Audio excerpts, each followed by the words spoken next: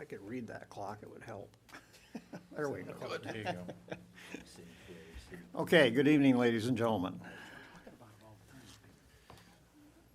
The hour is 7 o'clock, and as mayor, I hereby call to order this meeting of the Laconia City Council scheduled for October 28, 2019 at this hour. As always, we'll begin our meeting tonight with a salute to our American flag. I would ask that you please rise and join Councilor David Bounds in reciting the Pledge of Allegiance. I pledge allegiance to the flag of the United States of America and to the republic for which it stands, one nation, under God, indivisible, with liberty and justice for all.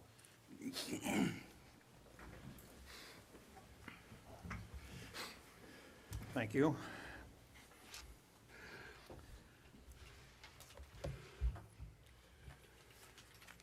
For the record, we'll note that the minutes to tonight's meeting are being kept by the city clerk, Cheryl Hebert, and at this time, I would ask that she please call the roll. Counselor Cheney, Counselor Cheney is absent at this point. Counselor Bounds, Here. Counselor Littman, Present.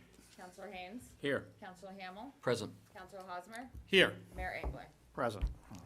So we have a tie It's a tonight, tie. right? You've only been unanimous once. I don't even remember that. All right, so let the record show that 5 of our 6 counselors are present at the beginning of tonight's meeting, and that constitutes a quorum. Also note for the record that the council is joined at the front table tonight by City Manager Scott Myers and by our City Finance Director Glenn Smith. First order of regular business tonight is the acceptance of minutes. Counselors, before you, you have the minutes to our last meeting on October 15th. Those were distributed 2 days after that meeting. And as of this hour, there have been no corrections or changes submitted to the clerk. So unless there are any at this time, I'm going to declare the minutes to our October 15th meeting to be accepted as submitted by the clerk. Nominations, appointments, and elections. First up on page, I'm sorry, we have one consent and action item. Request from the Salvation Army for their annual Turkey Fund fundraiser, which is at Opeechee Cove on Saturday, November 9th from 7 a.m. to 2 p.m. That's on page 14 of your packet. A motion be in order to approve the request by the Salvation Army Turkey Plunge for fundraising on City Park property as presented. Counselor Hamel makes that motion. Is there a second? Counselor Haynes seconds it. Any discussion? All those in favor, please raise a hand. 5 votes in the affirmative. That motion carries unanimously. All right, now we are to nominations. The first up is, Mr. Mayor, I'm sorry. number 9. Oh, I'm sorry. Thank you. I'm not off to a very good start tonight, am I? I'll try to do better. All right. The next thing is citizens' comments for matters not on the agenda. This would be the appropriate time for anyone in our audience who wishes to address the council on a matter that is not on tonight's agenda. Please come forward, state your name and where you live, please. My name is Dave Nims. I live at 36 Ashwood Circle in Laconia. This is only my second council meeting. I went to your council meeting 2 weeks ago just to get a little feel for how you operate. The purpose of my discussion tonight, I actually spent quite a bit of time researching the last 2 months of the status of the Colonial Theater. In addition to that, I had a side issue with the assessment situation discussed at the last meeting. I've submitted a packet to Cheryl for the public, and also with the parking garage issue, along with the Colonial Theater. I have a parking space survey that I did, and I'd like that submitted. I've cut this down to 3.5 minutes to be short, to spare you the details. If you'd like to read it, she has it. 36 Ashwood Circle is right behind the Pleasant Street School. It's a cul-de-sac. There's 7 houses on it. Used to be referred to as the Gold Coast by the straight arrows, but it's a nice spot. And we've lived there since 1987 with my wife Dale. We built our house there, and we've paid approximately $160,000 in property taxes. My vision assessment numbers, which are in the packet, since 2016 are attached. I have filed and received abatements for the past 2 years, and will file again to fight the assessments versus sales prices of homes. I have worked in this community since 1976. and my wife recently retired as a teacher in the Belmont school system. The Colonial Theater. I've submitted a 9-page synopsis of my research into meetings, public announcements, and meetings with both the city manager, Scott Meyer, and BEDC's Justin Slattery in the last month. My assessment from talking to many taxpayers and small business owners in the city is the city should not be involved in this project at all. I know it's too late and should exit as soon as possible. A complete and public analysis should be done of the current cost and expected fixed and variable cost in the next 5 years as owner or renter of the space. The parking garage should be sold for $1 or the highest bidder. I don't know what you do with that, but with the incentives, with tax incentives. I have attached an informal parking study that shows 476 to 722 spaces within 5 minutes walk of the theater. I would assess no need for the garage. I would like these documents to be submitted to the city for attachments to this meeting.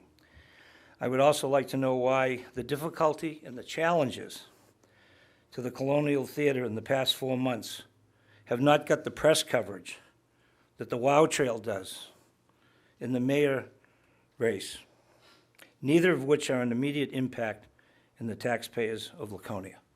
Thank you. If anybody could give us a current update as to where the project is right now. I know that the Bonnet Page and Stone has been working in there last week. They're supposed to be doing demolition this week. I guess the curiousness, I couldn't get a hold of Justin Slattery, is if the signing has been done, the paperwork is complete, who owns it for how long, and maybe we could just have a quick discussion of where we are, because I can't figure it out, and I don't think anybody All right, else can. I could hope to Thank you. bring you up to date on that. Thank you, sir. Okay, so the current status of the project is that Bonnet Page and Stone Belknap Economic Development Council, which is the developer of the project, has signed a guaranteed maximum price contract with the general contractor or the construction manager actually, which is Bonnet Page and Stone, for a guaranteed maximum price for the construction end of things of $10.2 million, which is right on budget. And all of the paperwork as yet, there's a lot, and it's complicated. Rusty McClure is involved in terms of the purchase of the second and third floors of the main building. The city is involved in terms of the loan to BEDC for $8.1 million and a rental agreement with the theater with BEDC for a 5-year period, at the end of which the city would presumably buy the property in return for a forgiveness of that loan. All right, so there's a lot of paperwork involved. And there needs to be a general closing amongst all the attorneys involved and whatnot to get all the documents signed. That has not happened as of yet. And presumably that's, if everything is met by deadline, that will happen by the end of this week or the first of next week. In the meantime, because the construction contract has been signed, Bonnet Page and Stone has been authorized by BEDC to go into the building and start, I don't know what the proper word for it is, but there's some abatement that has to be done in the building and some organizing and whatnot. We would expect to have visible work to the public in terms of scaffolding and that sort of thing, visible within a couple of weeks. And as I understand it, the first priority before winter is going to be to reappoint the front of the building. So there'll be scaffolding up to scrape and repaint and reappoint and whatnot, change out the windows and all that sort of thing on the Main Street facade, hopefully before winter. The project itself is expected to take 12 months to complete. And so anything else specifically, that's where it stands as of this hour. Anything else I can answer specifically? Come to the mic, Dave. I can't hear you. This is a question on how long BEDC is going to own it. Because it was started in 2015, it was delayed, and now the time, is the 5 years up now? Has it been extended for 5 more? I don't know. I used to So do. BEDC bought the building 4 years ago. Correct. And they own the building, and and we have a mortgage on the building in effect because we loaned them the money to buy the Oh, building. I see, okay. All right. So that's part of the $8.1 million is the 1.4 that we loaned them at the beginning. Correct. Okay. And so the 5 years you hear is 5 years from occupation.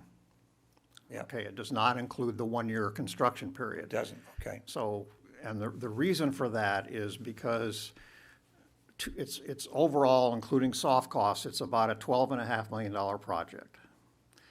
And part of the financing package of the $12.5 million is a couple of $1 million, just under a couple $1 million of so-called federal historic tax credits. Correct. For redoing a historical building. And the city of Laconia is not eligible as a municipality to receive those tax credits, but I understand that. BEDC is. So even though the city is putting up the lion's share of the money for the project, 8 million out of 12.5 million, we can't own the building and have those tax credits still flow down to the project. So BEDC has to own the building for 5 years after occupancy for the part that we're involved with. I believe the intent now is for them to sell the second and third floors to Rusty McClure. Correct. And that will happen, they don't have to wait 5 years for that, okay? But we can't own the building for 5 years after occupancy. So we will rent it for that 5-year period technically. That's where the rent comes in, okay. That's where the rent comes in, because once the tax credits, the purchaser of the tax credits, who's going to invest $2 million in the project, they get those tax credits over a 5-year period. Right. So BEDC, to make everything legal as far as the federal government is concerned, BEDC has to be the official owner of the building Okay. for the theater part of the building for 5 years. So the city is committed to renting the building for a certain amount for 5 years until either somebody buys it, which they could theoretically, right? Buy You don't what? have to, the building, you could sell it if you wanted to, right? BEDC could sell it, you mean? Well, BTDC, instead of turning it over to you, could sell it, right? Or when you take ownership, you could sell it. No, I don't know what, I could ask city manager what technically the lease is going to say, but I believe, because you're talking about legalese here, but it's understood that we will buy the property at the end of that 5-year Is the, period. is Because the, they will owe us $8.1 million. yeah. And the only way they could meet that obligation is to sell us the theater. So at the present time, on the 1.4 million, they've been paying the city about $4,500 a month interest. Yes. Is that continuing till the passing of the papers and that's over? Until the closing. Okay, so now when the closing is and you have an $8.1 million bond, Yeah, That they have. it won't all, we're gonna cash flow it out gradually so they don't have to pay are interest on it are all they that paying time. interest on the 8.1 million that you took out? Yes, Okay, so then the city now estimates it's gonna be $170,000 this year as far as city costs. yes. Is that, what does that cost? What does what cost? The $170,000, if you're collecting interest on the debt, what is the city's cost right now that's estimated at $170 this fiscal year? It was in the meeting notes. We put in a placeholder for repaying a bond for a half-year payment of principal and interest, depending how the timing fell. So Belknap BDC is paying interest only on the 8.1 they're borrowing. When we repay the loan, we're paying interest and principal. Okay, so you put it, is it almost like escrow? No, paying now. it's making a bond payment, but I mean, so Making a bond payment. but we also have a. Even though you don't own it? But we also have a placeholder in the budget for the revenue for the interest on that Belknap BDC is paying the city. I'll tell you, I've read all the meeting minutes since January, and I've reread them and tried to put this together in a montage, and Well, I couldn't figure it out. Given, and I will be happy to meet with you privately. Well, no, it's not me privately, it's the citizens of the Well, community. and- Nobody and- really knows what's and going on. I believe, frankly, to be honest, I have, over the last year, and I invite the city council to wait on this if they think otherwise, but I have exhaustively explained this at any number, verbally, at any I know, number of city council meetings over the last year in every detail. Well, I come from Stoneham, Mass, where it's a town, so they have town meetings. So when they have large, I haven't been there for years, but my brother still lives there. And when they have large projects, they bring it up to the town meeting so that it's impeccably discussed, argued, and passed. I know we don't have that form of government, and in the packet that I put in, there's a number of things that were passed this summer that I'm sure that most people in the city don't know about, like, which we need. Well, honestly, if they don't know, it's because they haven't been paying attention. Okay, that's all right. We have been incredibly transparent with this, every excruciating detail. Would you commit to having a public discussion in a public place as We this have starts? had any number of No, I times, mean, right like at here. the high school, like you did the mayor's, and really lay it out and invite everybody in. That's what I would suggest. You might get a couple hundred people come rather than Well, two. to what end at this point? It's a done deal.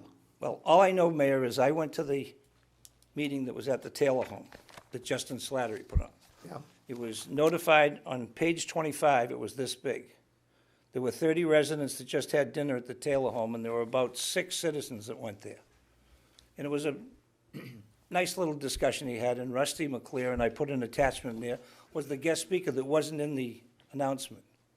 And he went on about, Well, that was a meeting of the Taylor community. It was none of our, we didn't call that correct, but it was meeting. said for an update on the Colonial Theater. Yes, but it wasn't a public meeting. It was. But it said the public was invited. To attend, but it was. I mean, I'm not trying to, Henry, I'm not trying to make a big deal out of this. I'm just trying to say, I only got involved in this summer because when I read that the tax, the market tax, whatever it was, didn't pass, and then the 4.2 million you were gonna get, the Oh, market the tax credit. federal tax credit. Yeah, what was gonna happen then? So everything is folded into the bond, and now the cost to the city is upwards of 60% of the total cost, when previously it should have been much lower. That's the concern. Yes, and the city council had to address that and Correct. decide whether or not we wanted to go forward or back off at that point, and the council voted unanimously to go forward. That's when I did my analysis, and the analysis that I put in, I would request all of you to read it. I'd like to sit down with you if you'd like to, and my analysis is, don't get out of it as soon as you can. Sorry. All right, thank you. I'll look forward to reading that. Anyone else like to address the council on a matter that's not on tonight's agenda? Yes, sir. Who's that? Mr. Tardif? Yes. My eyes aren't what they used to be. Not on the agenda. Could you, but is for the on record, identify yourself, please? Tom Tardif, Ward 5. Thank you. A no vote on the charter amendment. Question.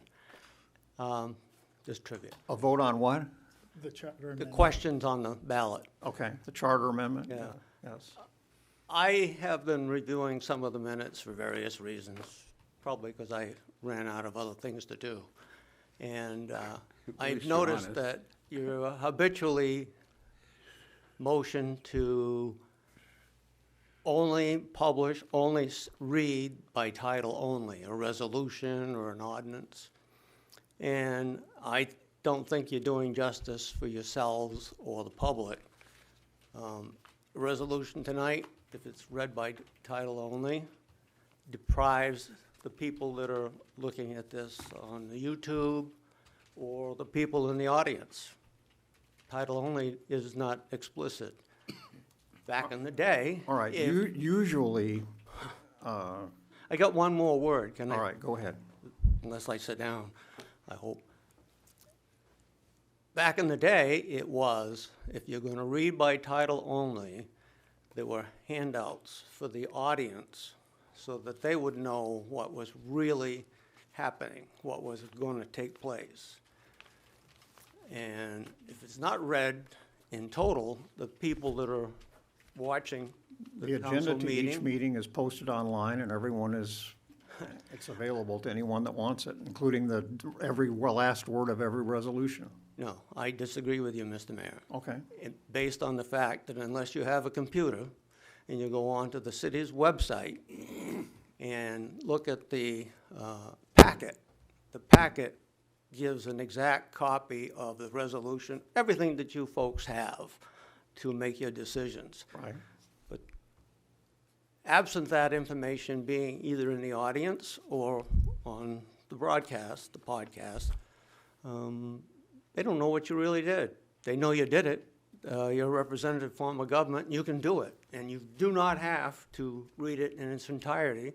All right, so I will take Understand that. I'm responsibility. just saying, I will take responsibility for that. I believe that it is my duty when we bring something up, especially for a public hearing, to provide a synopsis to the public of what we're talking about without having to read the whole thing.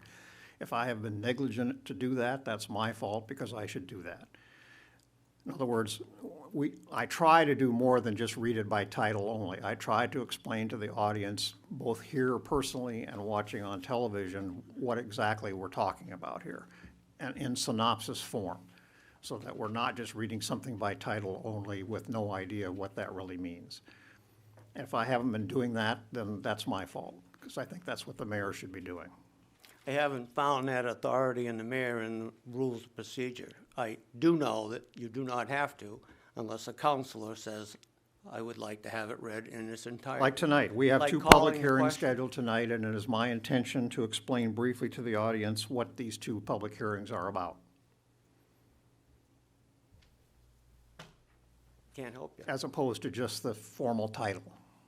know, I'd like to have been able to pick one up in the audience. But I look mine up online because I have a computer. Other people don't have a computer. A lot of people don't have computers. I will They don't speak get to all the the, I will information. speak to the city manager and the clerk about the possibility of having copies of the agenda, including all the attachments available to the audience.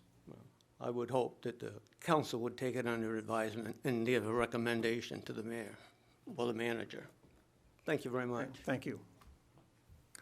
Anyone else wish to address the council on a matter that is on tonight's agenda? Or, I'm sorry, isn't on tonight's agenda. Is, it'll be later. Okay, give me a second to make sure I'm not missing anything else. Okay, now I believe we are on to elections, and we have two to conduct tonight. First up, Richard Bastraw, who was interviewed at our last meeting, is seeking appointment as an alternate member of the Library Board of Trustees to a 3-year term expiring at the end of March 22. He was the only person applying for this position. So a motion would be in order to appoint Richard Bastraw as an alternate member of the Library Board of Trustees to a 3-year term expiring at the end of March 2022. Counselor Haynes makes that motion. Is there a second? Counselor Hosmer seconds that motion. Any discussion? All those in favor of this appointment, please raise a hand. Any opposed, please raise a hand. So I believe we had 3 votes yes, 2 votes no, so the motion carries, and Mr. Bastraw has been appointed. Okay, next up, we have a contested election. We have 2 alternates, current alternates to the Zoning Board of Adjustment, who are seeking to fill the permanent position on the Zoning Board of Adjustment. We interviewed both of these people last time. One is Michael Della Vecchia, and the other is Gail Ober. And I know we've done this before, but for the public's sake, I will explain again quickly the procedure we use when we have more than one person apply for the same position. And that is, when I open the floor for nomination for election in a minute, any of the 5 counselors present are welcome to put one or the other, they don't have to be in any order, one or the other names in nomination, okay? And then if we get a second for that, we'll have discussion if there's any, and then we'll have a vote. If that person gets 4 votes, then they will be considered elected, and that will be the end of the process. If that first name put in the nomination does not receive 4 votes, then that motion will fail, and someone would be able to put the other person's name in nomination. We all got that? And then we'll have a vote on that one as well, and presumably, if that person gets 4 votes, then that person will be elected. So I'm going to open the floor to nominations, and you are free, counselors, to nominate either party. Someone want to make a motion? Counselor Hamel. I'll nominate Gail Ober. Counselor Hamel nominates Gail Ober. Is there a second? Counselor Bounds seconds that motion. Any discussion? None? Okay. So all those in favor of appointing Gail Ober to the permanent position on the Zoning Board of Adjustment, please raise a hand. All opposed, please raise a hand. Did you vote? I did.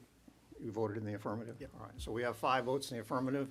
That motion carries, and Gail Ober has been elected to a 3-year term on the Zoning Board of Adjustment. We thank Mr. Delavecchia for also applying, and he's also currently a member of the Planning Board, and he will continue to be an alternate member of the Zoning Board of Adjustment as well. All right, thank you, councilors.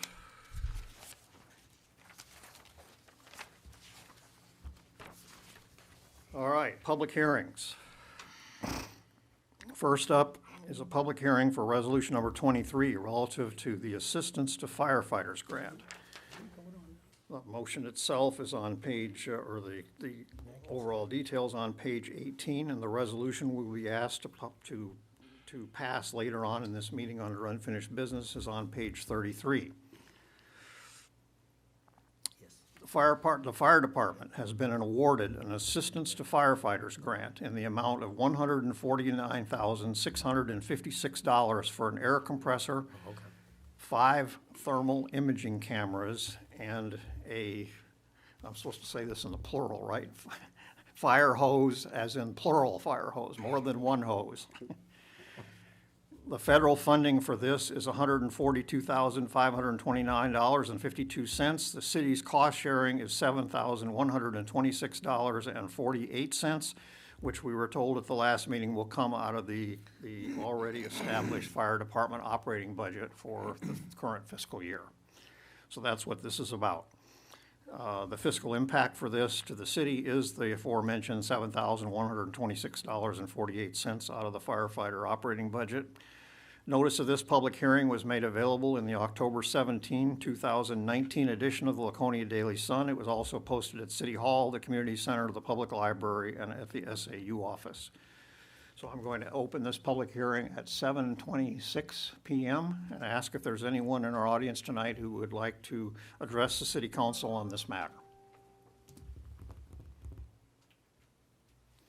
No? Okay, I'm going to declare this public hearing closed at 6:27 p.m. And again, notice that we will be taking this matter up at the unfinished business tonight. Our second public hearing tonight is relative to the proposed increase in the city's fee for household trash that is brought to the transfer station. The ordinance itself is outlined on page, not outlined, is provided in detail tonight, councilors, on page 36 of your packet. And the fiscal impact of this is a $4 increase per ton on the cost of disposing household trash at the transfer station. And the city manager made the argument at our last meeting that this would effectively have the city keep pace with operational costs at the transfer station. Notice of this public hearing was made available in the October 17, 2019 edition of the Laconia Daily Sun. It was posted at City Hall, the Community Center, the Public Library, and at the SAU office. So I will open the public hearing at 7:28 p.m. and ask if there's anyone in attendance tonight who would like to address the council on the matter of increasing the fees for household trash disposed at the transfer station. Yes, sir. My name's Andrew Giovanni. I live in the I'm Wares. sorry, start again. My name's Andrew Giovanni. I live in the Wares. And I guess I was wondering if you're looking to generate revenue, why you don't enforce the ordinances that are already on the books. It's like when in the Wares on Monday and Friday there's trash pickup, and I see businesses. Well, let me say the ordinances say that commercial businesses can have 7 cans of trash and they have to be in a sealed container. When I drive down Wares Boulevard, I see businesses that have 15, 20 cans of trash, and they're not in sealed containers, they're overflowing, so there'll probably be 20 or 25% more trash if they actually put them in cans. And it's like, and I guess I have a personal peeve, there's a marina across the street from me that puts out 25 to 35 cans of trash every Monday and every Friday. And it's like, and the marina has 70 boat slips, and it has a restaurant, and it doesn't have a dumpster. And they accumulate their trash on the street. And I've bugged the city for 2 years about it, and they finally got them to build a receptacle to hold their cans in, but they didn't put a lid on it. So in the summertime at 4:30 in the morning, there's crows tearing the trash up, squawking. There's rodents in their trash. It's so I guess I'm wondering if the city is looking for additional revenue, why they don't enforce the ordinances that are already on the books. Now, when you say, one question. Sure. You say Weirs Boulevard, do you mean Lakeside Avenue or? No, I mean, where's Boulevard? And when I talk about my house, I'm talking about Centenary. There's a marina. But when I drive down Weirs Boulevard on Monday morning, I see hotels and stuff that have 15, 20 cans of trash, and they're not sealed, they're overflowing. And it's like, and I experience that every week at my own home and across the street from me. And you live on Centenary Ave? Yep. Okay. Have any comment to that? Certainly, I've spoken with Mr. Giovanni a couple times over the past years, specifically on the marina.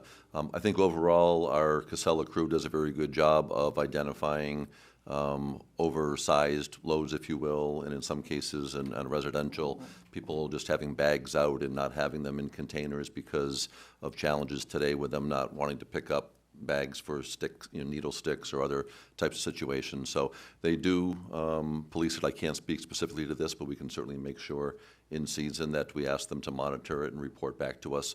In some cases, and I don't know if this is the one or is pertinent to this, but it's the number of containers per business. In some cases, there might be more than one business within a building, so there potentially could be more than 7 containers out there if it's a strip mall type of thing. And so it's a per business type of thing where we have the limit. But Casella's crews are trying to enforce the city's ordinance and do leave bags and do have pre-printed sticker type of things that they can put on for what the issue is on why your trash didn't get picked up that day. But it's certainly something we can remind them of and pay a little more attention to monitor it as we get into next spring.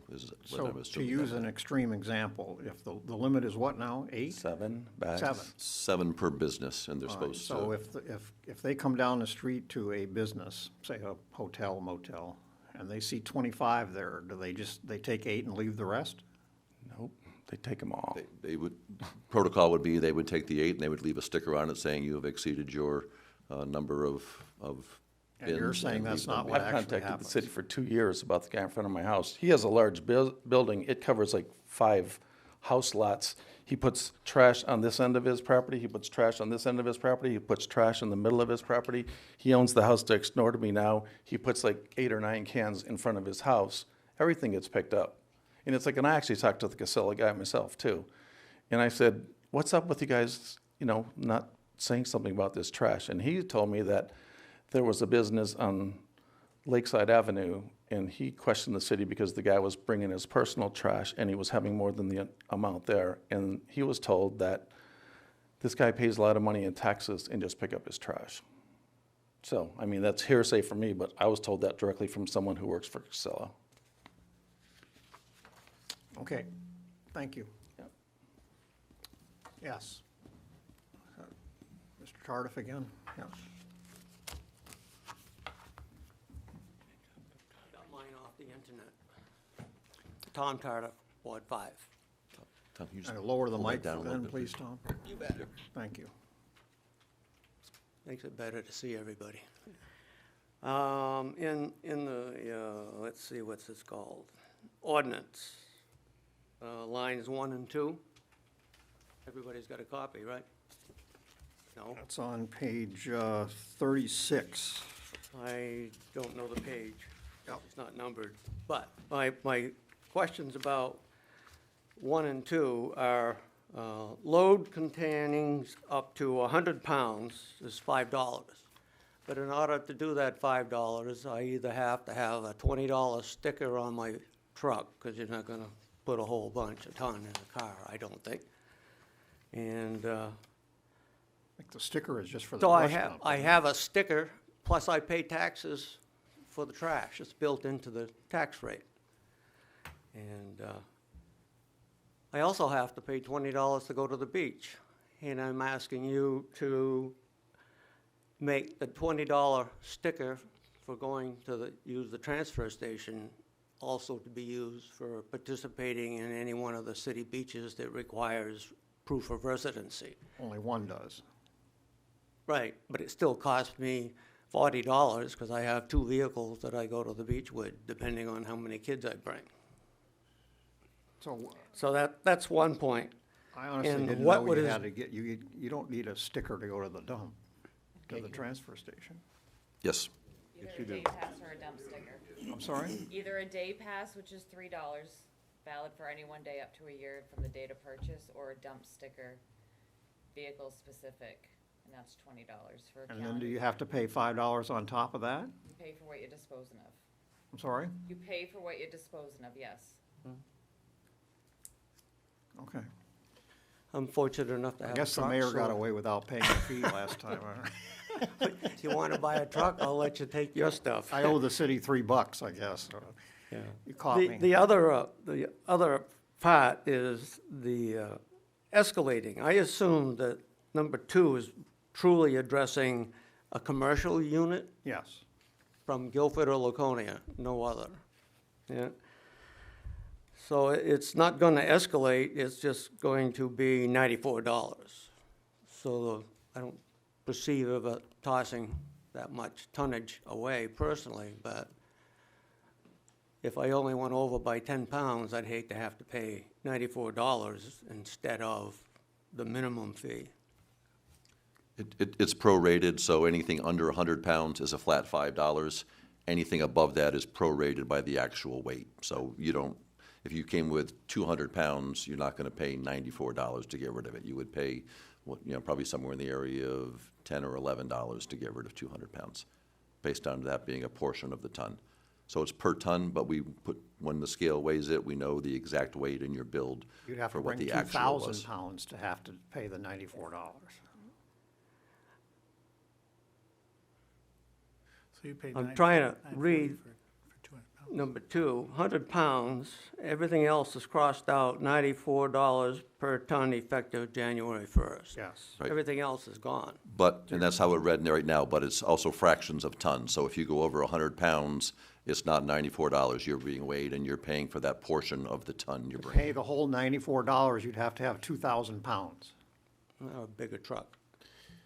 I would think that some of that language you just said would be in this amendment to the city ordinance.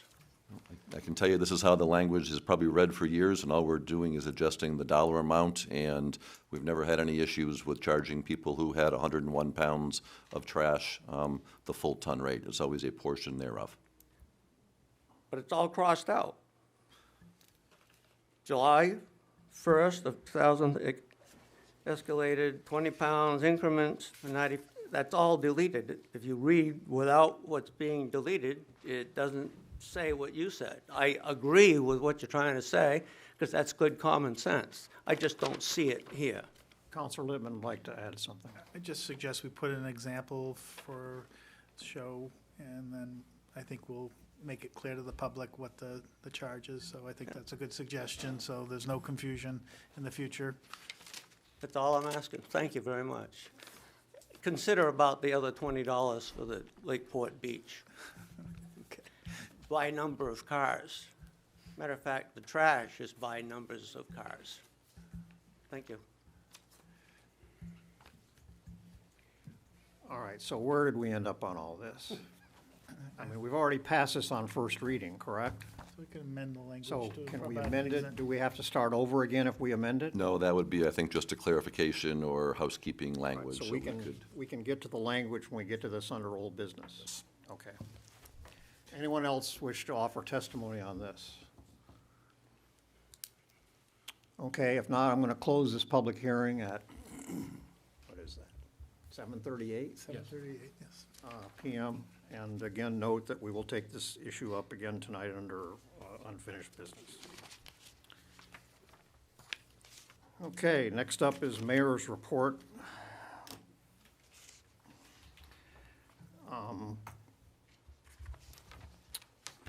Want to note, counselors, for the record, that our next meeting would ordinarily be scheduled on Monday, November 11th, and that's Veterans Day this year, so we will not meet on Veterans Day. Our next meeting will be the following night, Tuesday, November 12th at 7 o'clock. And while we're on the subject, we'll also note that the annual city Veterans Day ceremony will be held on the 11th day at the 11th month, 11th day, 11th hour, 11 a.m.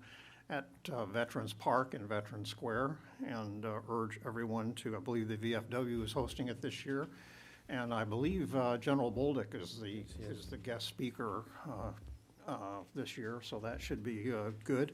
And invite everyone, we usually have good turnouts for those ceremonies, and would invite everyone to take the time on that date to attend that ceremony. Next up, I'd like to mention, it is my intent to write a letter to the editor this week to further try to get this out to the public, but I'll also tell tonight, as was mentioned earlier by former Mayor Tardif, there is a ballot initiative this year on the city ballot. Election day, of course, is Tuesday, November 5th. Polling hours are 8 to 6. 8 to 6. All wards are open 8 to 6 on Tuesday, November 5th, Election Day. Obviously urge everyone to vote. And in addition to the usual city offices and school board offices on the ballot this year, there will be a ballot initiative that was put there by the city council on a unanimous vote. And as usual, as typical, I would say that these ballot initiatives have very formal titles and could leave the voter confused as to what in the world this is about. And so I just wanted to briefly explain tonight, very briefly, what this initiative is about. And it is simply put about the city council wishing to take advantage of enabling legislation that the state has that says that if the city receives a gift, if you will, a donation or a grant of less than $10,000, and that revenue is unanticipated, okay, that we do not have to hold a public hearing in order to accept that money. Under the current city ordinance, any gift, even if it's $5, that someone gives to the city, if we didn't anticipate receiving that $5, we have to go through the formal process of noticing, paying for ads in the paper, et cetera, of a public hearing. Although I think I can say with confidence, no one ever comes to one of those public hearings to testify as to whether or not the city should accept $5 or whatever. So it's a legal proceeding that we have determined as a city council is unnecessary. And so what this ordinance, this ballot initiative would do, if it passes, is allow the city manager to accept those donations and grants under $10,000 and notify, put it on the agenda for the city council to accept that donation formally, so it would still be a matter of public record. But we would not have to hold a public hearing in order to do that. If it's over $10,000, we would still have to hold a public hearing. So that's really the only difference, is under $10,000, we don't have to hold a public hearing. So we, on behalf of the council, I would urge all the voters who go to the polls on November 5th to vote yes on that initiative to simplify the whole matter and cut a few bucks out of the city budget that we could save without any ill effect. The last thing I want to mention tonight is there has been a, I will make a note that I'm speaking for myself here as the mayor, although I would say that I feel fairly confident that I'm speaking for most, if not all, of the members of the city council as well on this subject, and that has to do with the impact of the road repair projects that we have had this summer, specifically on our main north-south thoroughfares, Court Street and Union Avenue. And I think that these projects this summer have caused a lot more inconvenience to people than we ever would have imagined. And I think that there's a fair amount of I don't want to call it anger, but discontent out there in the public in terms of not only the impact we've had on the traveling public, but more specifically and more harmfully on people trying to conduct businesses from their normal stores and whatnot on those two thoroughfares during this. A lot of anger, a lot of frustration. And I just want to say tonight on behalf of myself that take responsibility for that. I believe we should have done a better job in terms of appreciating the scope of work that we undertook this year and how big a discombobulation it was going to cause to a lot of people.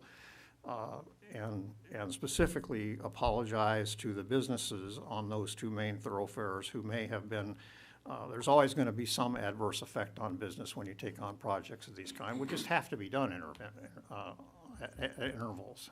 We just can't let the roads fall apart, especially our major thoroughfares. But I think I acknowledge that we could have and should have done a better job of phasing this in and making a bigger and better effort to make it easier for people to still do business at the businesses affected by this construction. So even though it's you all know that I won't be in this seat after the first of the year, but I think from conversations I've had with various members of not only our staff, but with other counselors, I think that there is a sincere pledge on our part that before the beginning of the next construction season next spring, that this council and the administration will make every effort to do a better job in terms of what we plan to do next year and the years ahead. So in a nutshell, we've heard you, and we apologize. I apologize. And we will make every effort and pledge to do a better job in the future of doing this. Okay, committee reports. Any committee reports tonight? None? How about liaison reports? I do, Mr. Mayor. You do. Councilor Haynes. On Friday, I had the privilege of attending a luncheon for retiring Heritage Commission members, Mary Jane Hoey and Mary Ellen Boardman. I believe that they were pioneers and were the first members of this group, and they've done the city very well. I presented them flowers and thanked them for the city of Laconia. Oh, great.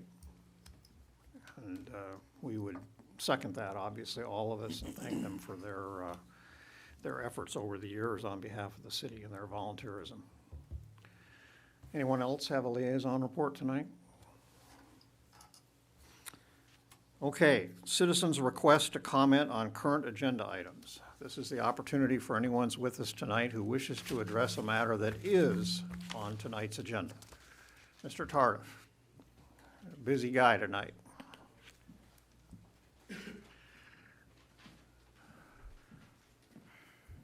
only reason I'm here is I'm not babysitting. It's on the agenda, but it's not. But because you talked about the questions on the ballot, I disagree in the sense that if there's no public hearing required under 10,000, then there's no requirement for a public notice that that's going to take place, and there goes your transparency. I think I think I said earlier that everything will be on the city agenda for a public meeting. The council will have to approve accepting the donations. They will just not to have hold a public hearing. I'd have to see the resolution, which I don't have, regarding those. Is that amendment number is my two. understanding not correct? State law requires that it be noticed in an agenda item. We probably would work up and do something under a consent agenda to have them listed there and a brief description as to the dollar amount and what it's for, and the minutes specifically have to reflect those items being acted upon, if you So will. if you donate $5 to the beach fund or something 20. or other, then it's gonna have to be on an agenda as a public item. The only thing missing will be the public hearing. There won't be a special notice specifically for whatever that amount is. Yes, it'll be Under on the 10,000. agenda. On the $5 agenda. from Tom The agenda Tardif. is not a public notice. You're right, it won't be a public notice. There will not be a separate ad put in the paper to say Tom Tardif donated $5 to the beach fund. That's what's wrong with this. Under $10,000, I'll give you $9,999 when I win the megabucks. And when I do that, you don't have to put it in the paper as a notice specifically that Tardif gave you $9,999. That's correct, but it will be on a city council agenda in specifics. Again, You're welcome to argue against it, sir. I just did. I Thank you. just did. Anyone else wish to address the council on a matter that is on tonight's agenda. Yes, Dave? Oh, Good evening. I'm not going to specifically mention anything specific, but I have something I'd For the like to- record, your name and where you live? My name's Mark Burrell. I live at 68 Warren Street in Laconia. Thank you. I just have a statement to read that concerns this entire council, because I've come before you guys numerous times, and I've listened to the arguments made by everybody, and I would just like to say this. First and foremost, I would make it known to this council that what I'm about to say to you is my thoughts and mine alone.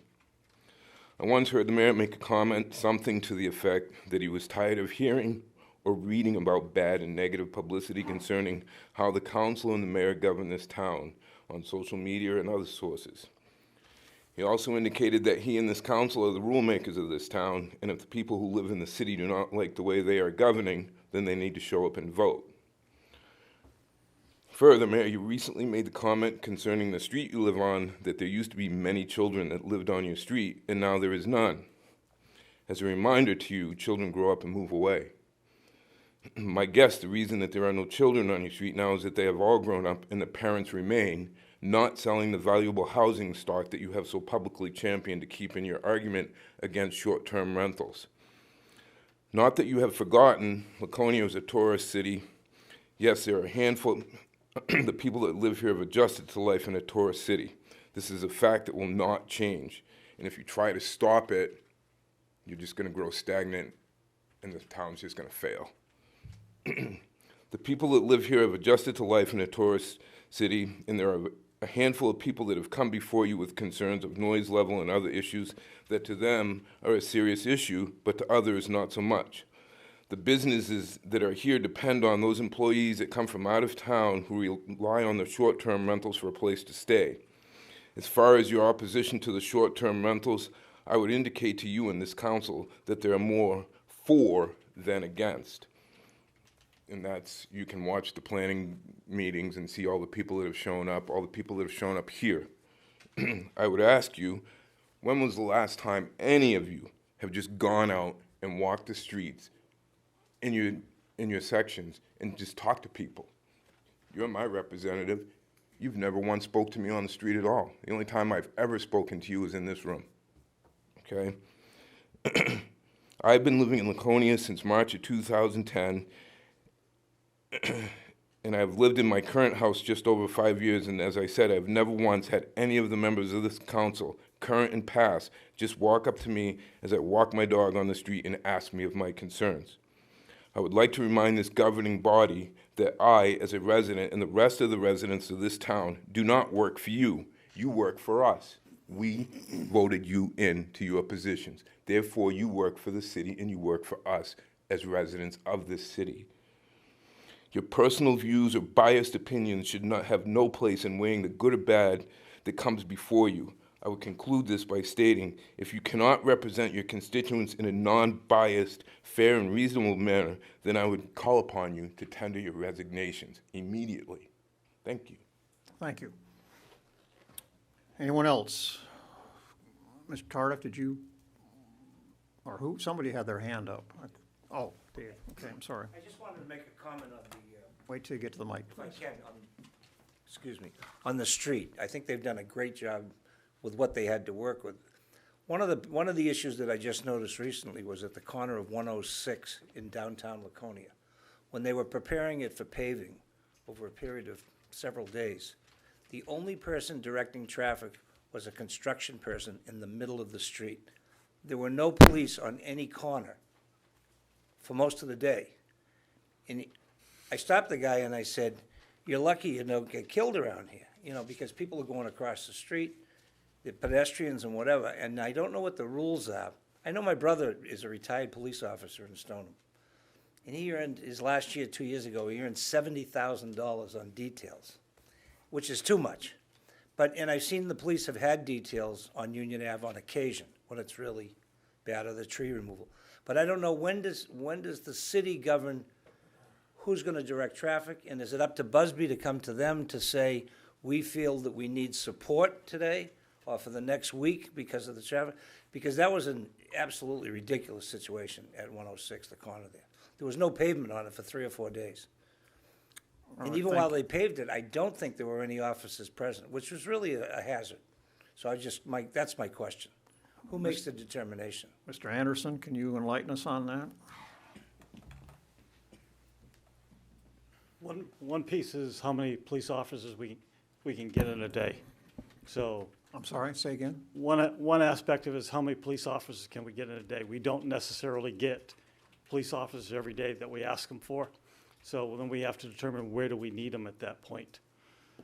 So that's what it comes down to. So just because of the nature of the intersection, how wide it is, it was much more easier to pass traffic through by shifting it over left or right. So that's why it was lower priority than some of the other locations. So the officer that day was somewhere else, is that what you're saying? Again, it's all volunteer at that point.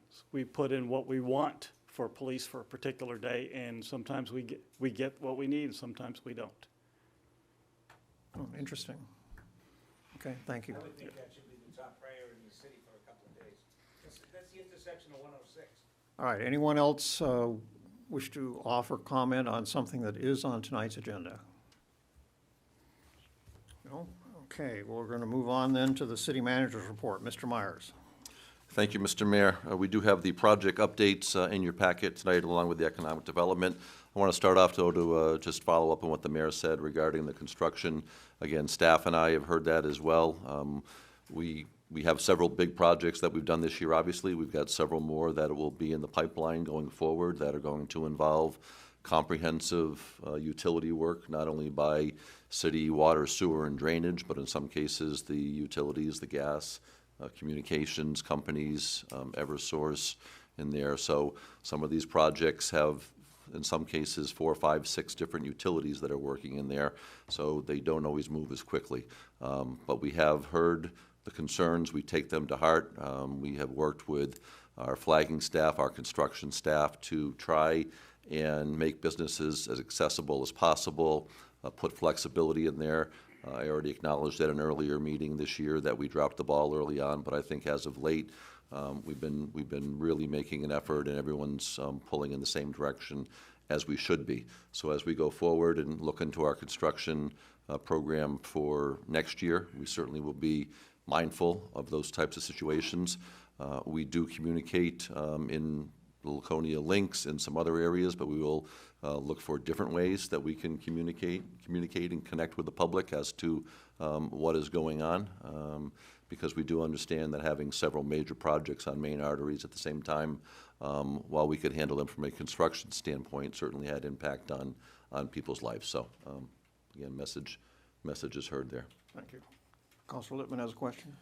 No, I think just want to support the manager and Public Works in, I think we may have under-resourced the projects in terms of the management of them and in terms of providing support and potentially some off-hours work to lessen the burden. And I know, probably speaking for other councilors, that, as we put together the next budget cycle with respect to that, we want to provide enough so that we can have what we need to minimize, to the extent feasible, what the impacts are on the public and businesses in particular. And I sort of second the comments the mayor made earlier. Councilor Hamel? Yeah, a couple quick comments. I think it's been a tough construction season, there's no doubt about it. I don't know if we can say we bit off more than we can chew, but we obviously had major projects going on major throughways, like Scott said. And, I'm all for infrastructure repairs and that kind of thing, because I think the city needs to keep up with them. And we heard for 10 years how terrible Court Street was for the potholes in it, and now we're addressing that problem. But I think we need to look at probably a little more the amount of scope of work we're doing, and if they're all being done on major arteries. I mean, if you do some on major arteries and then you go on the outskirts and do some of the smaller roads, that's fine. But we still got from Walnut Street to Stock Street to do next year, so that's gonna be quite an inconvenience again. The bridge on Court Street supposedly is gonna be shut down for at least 4 weeks to replace that bridge. So I think we need to rethink maybe doing Guilford Ave to Spring Street next year. Yep, absolutely. May need to hold off on that so that you're not running into major constructions in Lakeport, Busy Corner, Court Street, you know, where you're driving all through town, running into one right after the other. Yep, I Which don't disagree. happened this year. But, you know, we got Messer Street done, that's a great thing.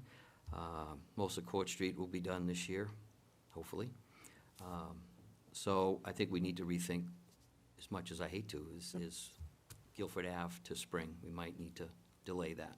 We will be looking at exactly those types of situations you just outlined, and we'll be reporting back to the council with a, you know, a rough plan to be finalized, probably within the next month or two. Okay. And then we'll start communicating And and something messaging. else to bring up. Court Street. I mean, obviously, that's been a bone of contention all summer. My personal opinion is, especially what's happened over this weekend. They reclaimed it.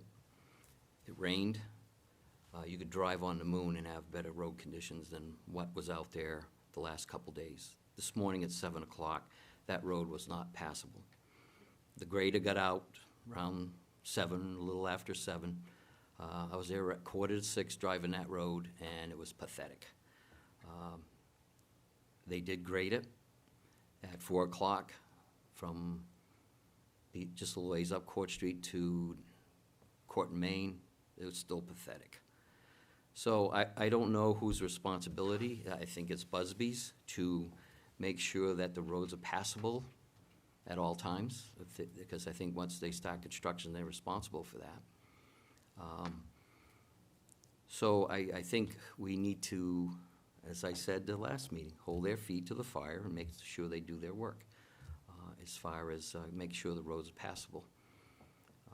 It's been a tough area all summer long, and I think we need to address that more.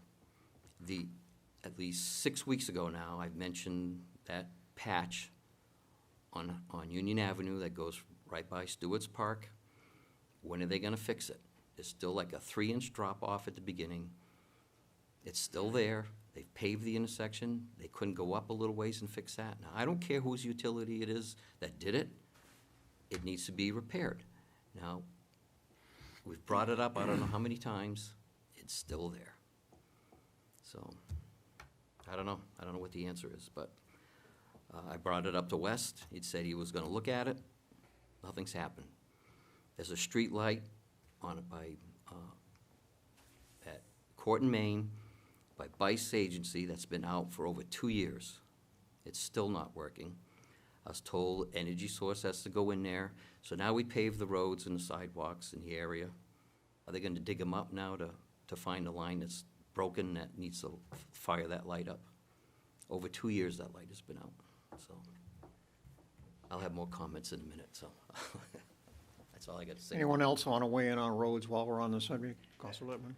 I just say that part of the construction management is, I think, for the council to take some responsibility in the budgeting process to allow enough in the budget so that we can get the kind of quality that you're talking about. I think part of it is, you know, in terms of trying to maximize what we get out of a dollar in terms of when we go a bid, as opposed to, and looking at it from just the city's perspective in terms of minimizing the cost and having that taxpayer dollar go as far as it can. On the other hand, I think we have to balance that better with how it impacts the residents and the businesses. And I think, you know, I think we all can learn from what happened this past year, and I don't think that there was ill intent in terms of how these things went. I think we need to be positive going forward about that. We're all committing to make it different than next year, and I think that spirit is here. Yeah. Well, this council within the last 3 years has provided over $10 million in road repair. It doesn't mean it all has to be done in one summer. You know, that's the point. Well, I mean, I think I think I heard the manager say that we can achieve a different balance. I also feel like that we can consider some off-hours construction, like, you know, going out to, after you pass, going through Laconia, then you can hit other parts of construction along Route 3, and some of that was done at different hours. And, you know, if we can consider some of that when we're impacting a business, you know, maybe we can provide some relief by doing some off-hours construction. Doesn't necessarily have to be all weekend, but I think those are among the things I think we can consider in terms of modifying the impact here. Well, I think what Councilor Lippman is saying, if I hear correctly, and I, for what it's worth, from a lame duck mayor, I second it, and that is that perhaps what we ought to be considering in terms of future budgeting and whatnot is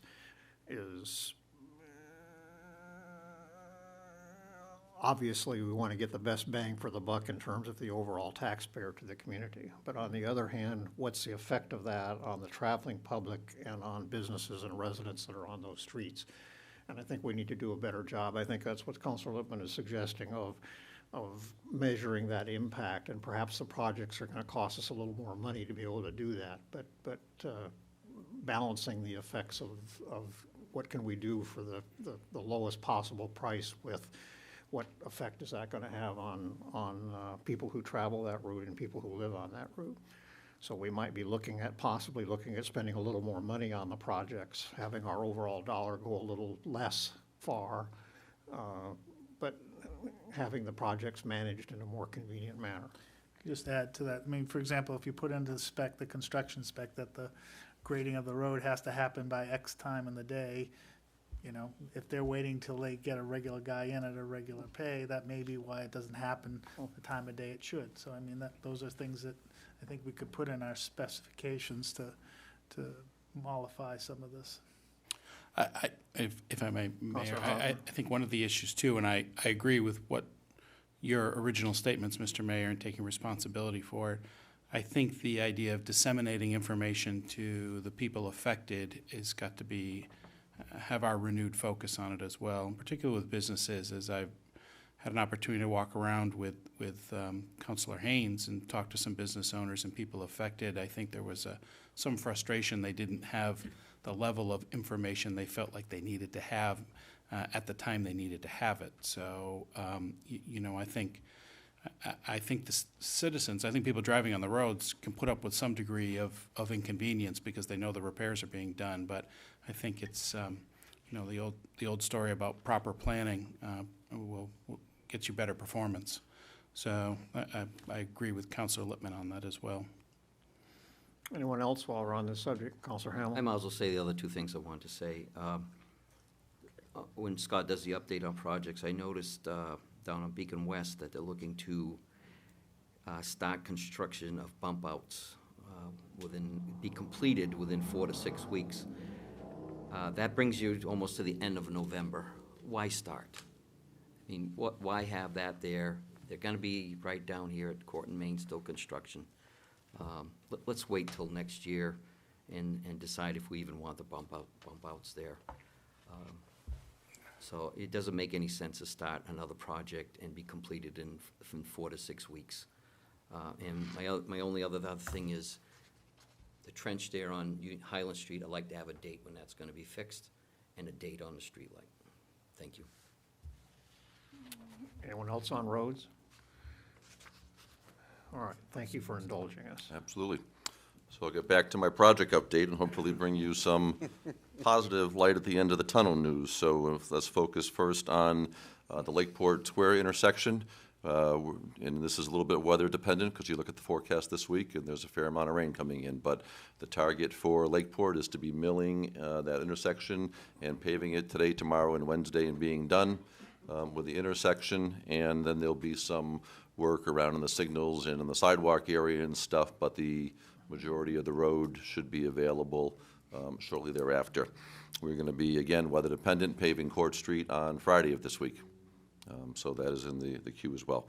The bump out on Beacon West, that's really a fairly quick project. If you think about how quickly they went in front of the Vista Food Service, it's basically just bumping out, putting in some curbing. It's not a major project. We painted the lines to try it out. I know the mayor has mentioned a number of times that's a very dangerous crossing point. It's not a priority to get it done this year. If we can't do it right, we won't do it. We can put it off for the year, but that's a relatively quick project. We're not doing anything with the road. We're building the bump outs and just shortening that pedestrian crossing going on over there. We are going to be continuing to work on the ADA compliance at the intersections for the cross signals. We'll be focusing up in Veterans Square, the main street and Church Street intersection there. Did some work over in the Pearly Pond area. I know Councilor Cheney isn't here tonight, but the tree was pruned. We did some mowing. We've got the survey done, and Risfrost Shumway now has submitted that information to New Hampshire DES to start to get their response back to how we handle some of the clearing and maybe a small dredge in the pond area there. The second report that's in your packet for tonight is the Economic Development Report. The state and the country continue to be at 50-year record low unemployment rates, so New Hampshire and our region is no different, so I don't have to read you the numbers, but they're there. We also have the inflation number through the first 9 months out of the year, and we're running at a little bit over 1.7%, so unless there's a major swing one way or the other, that's a pretty good ballpark. Where we're going to end up with the CPIU number for the year, which will be tied into next year's budget creation in our tax cap formula. Couple of items that are not in reports. I had sent an email out to the council earlier just looking for consensus because I hadn't heard back from anybody, so I think that's probably a good sign. But the Weirs Action Committee is looking to install 4 more of those historic markers that they had done this year with the narrative about the Weirs and the history to it. Same format, same style and everything. So if there's no objection, I'm going to look at this as a continuation upon the project and just give them the go-ahead administratively to do the final 4 signs that they're looking to do. Yes. Okay, so we'll move on that. I was asked a couple of meetings ago to have the fire chief provide information as to how many times he was filling that first vacancy on a shift to be running at 9. So the answer for August and September is a total of 8 12-hour shifts were filled over those 2 months, and they all fell either on Labor Day weekend, on Biketemberfest weekend, or on the Blues Festival and the Chaos and Kindness Recycled Percussion Concert weekend is where those 8 shifts were filled.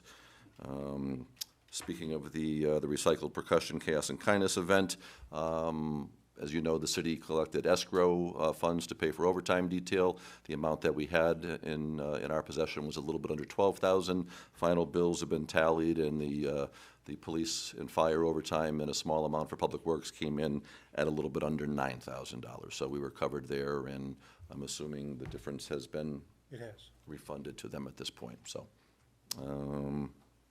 that's what I have for you this evening. Okay, any other questions or comments for the city manager?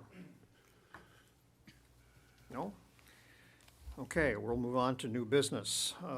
First up, item under new business is on page 26 of your packet, councilors. That is a request to amend the city's classification and compensation plan for the assistant assessor position. Mr. Myers. Thank you, Mr. Mayor. So this is fairly straightforward. I'm asking you to support a change in this position from its current grade 16 to grade 17. This for a couple of reasons. We've gone through a change through contract assessing, which has worked out very well for the city in the first 6 or 7 months that we've had it right now. The assistant assessor is someone who's in the building 5 days a week, where our contract assessor is not necessarily in the building 5 days a week. This person does have 2 other employees who they oversee and in some cases handle that day-to-day operations. So I'm looking to advertise and fill this position where it's vacant right now. We thought moving this up from a 16 to a 17 would allow us to hopefully draw a good quality pool of candidates to be able to act upon. So if you don't take any action, this would go into effect after 30 days. I've asked you, as I've done in the past, to be proactive and support this and take a vote to act on this tonight if you would. But again, there's not a requirement that you need to act on it. Any questions before we get to a motion or comments? All right, a motion be in order to move to, I'm sorry. Is there a cost increase to the city moving that up? If somebody were to max out at the top grade, there's about a $3,000 annual difference between where the grade is right now. So that's assuming somebody was maxed out at the top step. Thank you. Motion be in order to approve to amend the city's classification and compensation plan for the assistant assessor position to move from grade 16 with a salary range of $37,980 at $67.80 to $53,648.92. That's the current, to move that position up to grade 17, which would be a salary range of $39,827.32 to a max of $56,285.32. Someone make that motion, please. Counselor Lippman, is there a second? Counselor Bounds seconds that. Any discussion? Ready to vote? All those in favor of making that change, please raise a hand. 5 votes in the affirmative. That motion carries unanimously. Okay, next up is a proposal to purchase a used ambulance and authorization to move forward with the lease purchase of a new ambulance. It's on page 30 of your packet, Chief. Welcome. Good evening. So yeah, I've asked to be on the agenda for tonight to request the council's approval to access the EMS special revenue account in order to make an immediate purchase on the used ambulance and to begin the ordering process to replace our 2005 ambulance. The used ambulance would replace the 1998 that we're currently running as the second due ambulance. We've been putting money away over the last 2 fiscal years, the current one and the previous one, as part of that special revenue account through the internal service fund to use towards this purpose. So it has been planned out. Currently, our 3 ambulances that we're running are 21, 14, and 7 years old, averaging out at 14. By the end of, by about the middle of 2020, as the new ambulance would come in, plus the used one, it brings our average down to 6 years. My goal, and I mentioned it during the budget process, is to sort of be on a 5-year cycle with ambulances. 5 years as primary, 5 years as backup, 5 years as the third due ambulance, and then get rid of it. So we're on a constant, so we know the vehicle's lifespan and replacement schedule, similar to how we do with police cars. On the staff report, there is a fiscal impact that always gets asked about. The used ambulance that I did put on there. It's $24,000 is what would pay for the used ambulance. There will be approximately $2,000 extra in upgrades that would have to make, lettering, signage, that type of stuff. Small increases to get it ready for Laconia use. The used ambulance, although going out and grabbing a used ambulance isn't my first choice, obviously. We did have Deputy Riley before he left and Danny Walker from the garage go down, take a look at it. We got glowing remarks from Danny Walker on its capabilities. This ambulance, he was very pleased with that and likes where we're going with it. The new ambulance, what we're going for, the one thing I wanted to look at was decreasing the overall size of the ambulance. So the one that we're looking at for the new ambulance is a F550, same box style that you see right now, but on a smaller, it's not a commercial looking size box, it's a large pickup truck looking size box. Sort of the way everybody's going, that's the trend in fire department based ambulances right now. We're looking at going along those same lines. It's actually $25,000 to $30,000 cheaper than than the larger ambulance that we've been running for a while.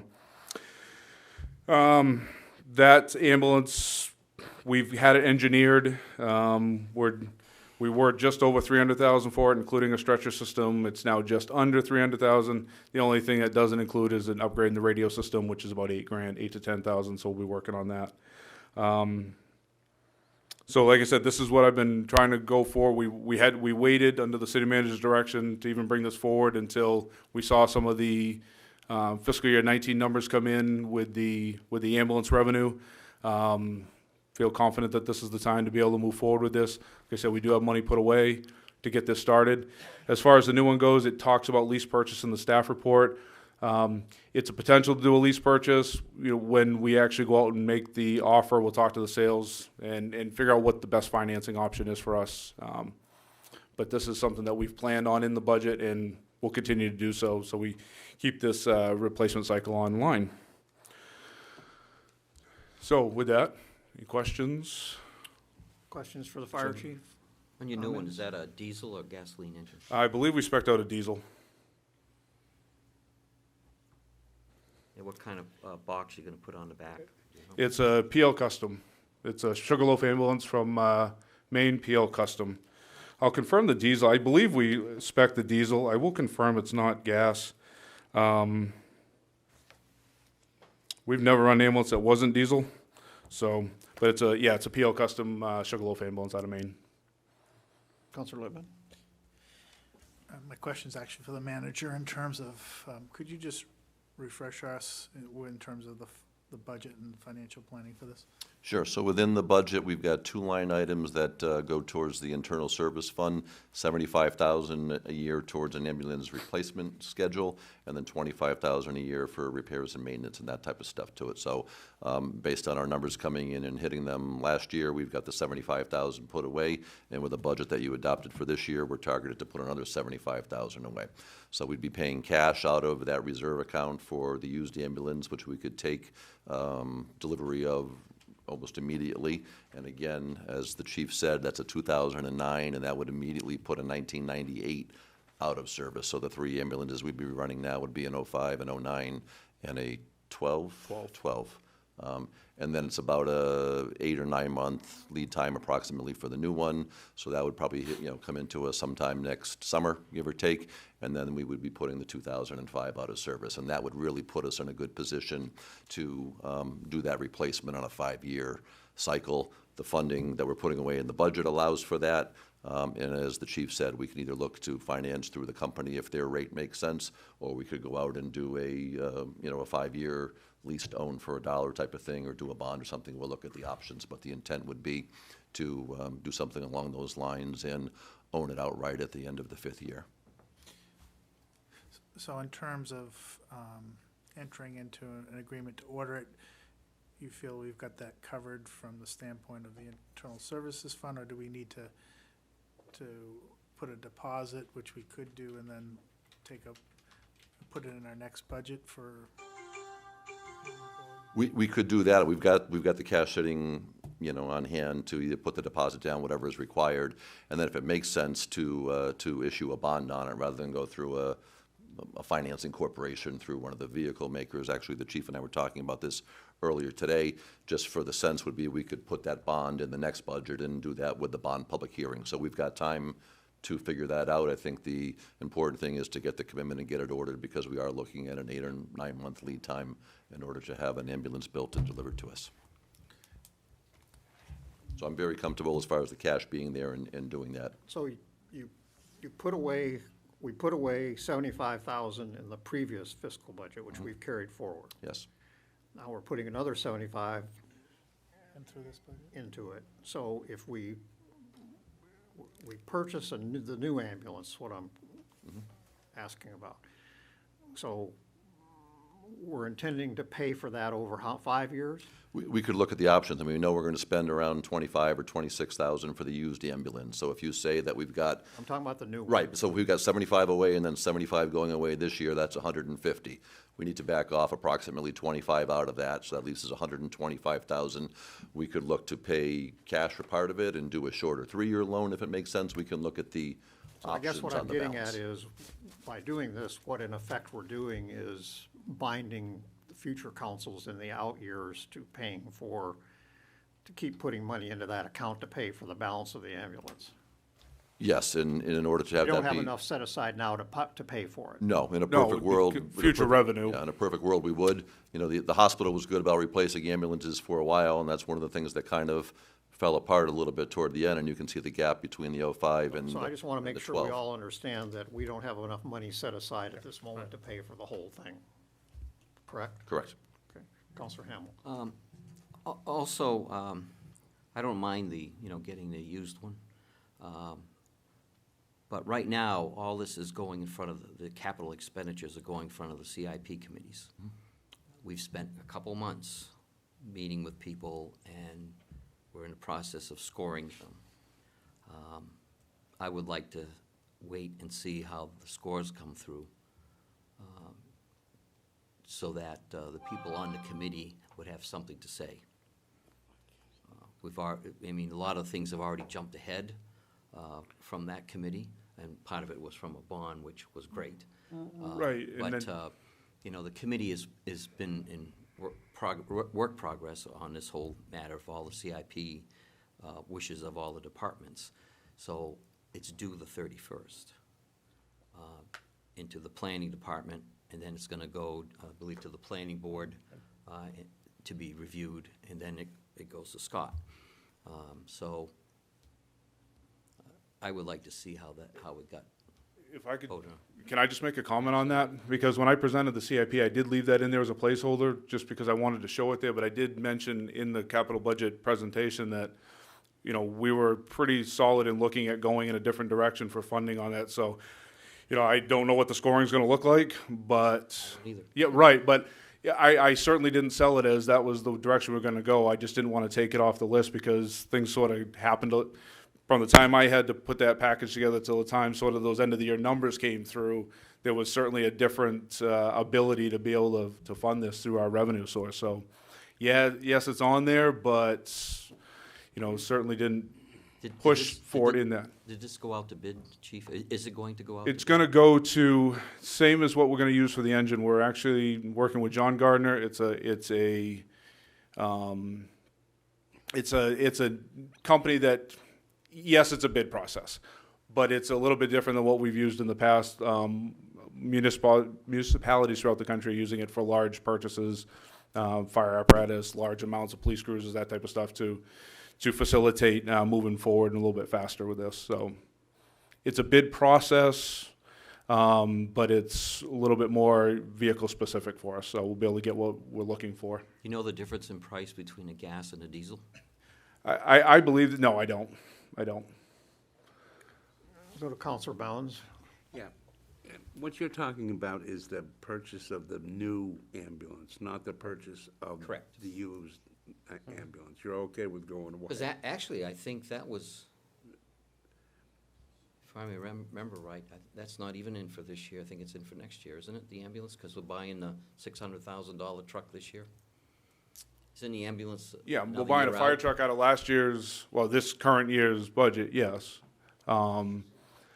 The ambulance has been in for multiple years in the request. As far as the capital budget goes, I've asked for it for a couple of years in a row. This is only going on the second year that we're even doing this. So it couldn't have been in last. Well, we actually had it in because we were running out of the hospital and it wasn't coming through. So we knew we were gonna have to get these replaced sooner than later. You know, running the 1998 ambulance, it's our second due ambulance. It's doing almost 700 calls a year, second due ambulance. Thing's tired. You know, and like the city manager said, it's an 8 to 10 month lead time on getting this taken care of. I'd like to get this thing ordered as soon as I can. And if I could, Mr. Mayor, this isn't going to bump something else as a priority in the scoring, because this is in a special revenue account that we're targeting this money putting aside. So by saying buying the ambulance this year is not going to allow us to do playground equipment or something else. It's in an account that we plan to, for this purpose, to replace an ambulance, and it's there. And again, I think the age of our fleet, as the chief has mentioned, is significantly up there, and I think this is the time to do this combined step and get this one in the works. Counselor Lippman. Look, I think that the committee that is reviewing capital items makes a recommendation to the manager. The manager is the one who puts something forward. Based on the age of the equipment, I'm supporting that we need to replace it. I guess both the used equipment and new equipment. I guess my only question on the new equipment gets back to kind of, what's the minimum we could do to sort of reserve a spot in line and then let a subsequent budget vote or bond vote that's lined up with the budget, have a chance to vote on it. We can see what the item is. But, I just think that, we're 2012 is our newest ambulance, and it's not unreasonable to be putting something else. And I understand the CIP committee work. Realistically, this was an item that we should have put and pushed for last year, but because we took over the ambulance operations and we wanted to justify that we could operate in the black and put this money away, I had said to the chief that, no, we can't push for this year. We want to get a year's worth of numbers under our belt, and now we have that. The process that Councilor Hamel is speaking of ties in, it goes to planning board, it comes to me sometime in December, and that's for next budget, which I don't even present to you until the springtime, and it doesn't get adopted till somewhere around July 1. So we could certainly, to Councilor Lippman's point, look at that as a funding mechanism for whether we bond or we go some other style of financing for the purchase. But I really would like the commitment to allow the order to go forward so we can get it working so that we have delivery of it next summer.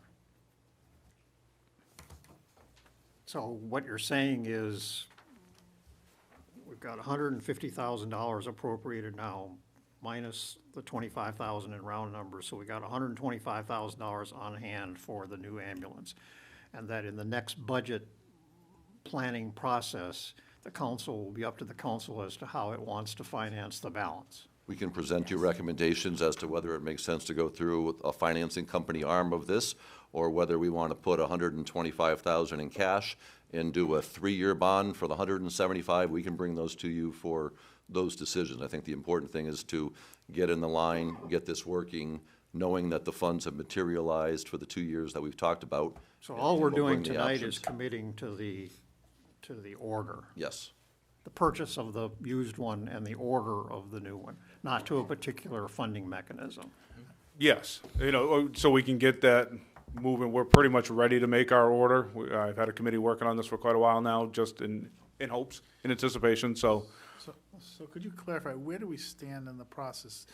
In terms of when you say order, do you mean developing the specifications? Because we haven't put it out to bid, correct? No, but similar to the way I did with the fire engine, knowing that it takes 3 or 4 months just to get all those things together, we've been working on finalizing. The numbers that I have, the specs I have are actually engineered numbers to, so I could be as close as I could with my numbers to you guys. So we're actually probably for this, if we were to say, let's order it today, we're probably within a couple weeks at the most to being able to make something happen.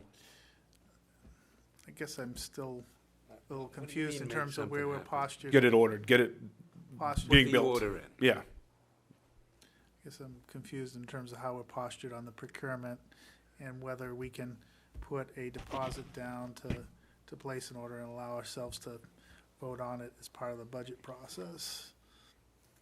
I think the funding mechanism, yes. I mean, to go ahead and order because of the lead time.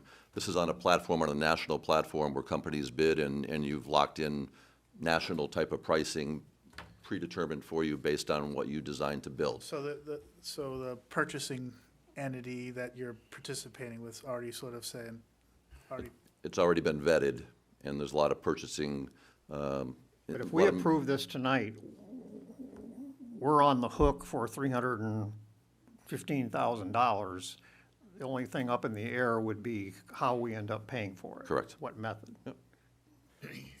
So to your question, if you want that decision put off until the budget cycle, then we can't approve this yeah, tonight. I guess my question is can we put a deposit down on it? What does it take to order it? How much do you have to put down? I'm gonna have to find out. So could we take up the 24,000 ambulance tonight and get some more information for next meeting? I looked at the company, because we're looking at using the same company for the engine purchase, and I did look at what their recommendations, well, no, their requirements are. As far as that goes, it's more based, they refer that back to the individual company that you're actually purchasing from. So I would have to go back to them and figure out their standpoint on that. So, I mean, I can get the answer. It won't be necessarily from the purchasing agency. It would be through the actual Sugarloaf Ambulance Company or whoever we end up going with. All right, any other questions or comments? Counselor Hosmer. Thank you. Chief, the 20-year-old ambulance, what's it got for mileage, and what are you doing for mileage each year on those ambulances? the mileage on the 20-year-old is 88,000. Ambulance 2, the 12, which is running first due, is over 100,000 now. So the reason, and I couldn't figure out why ambulance 3 at that age wouldn't have, I would expect the mileage to be a little bit higher, but we took delivery of a 98, a 97 and a 98 at the same time, and we were rotating them for a long time as what was first due.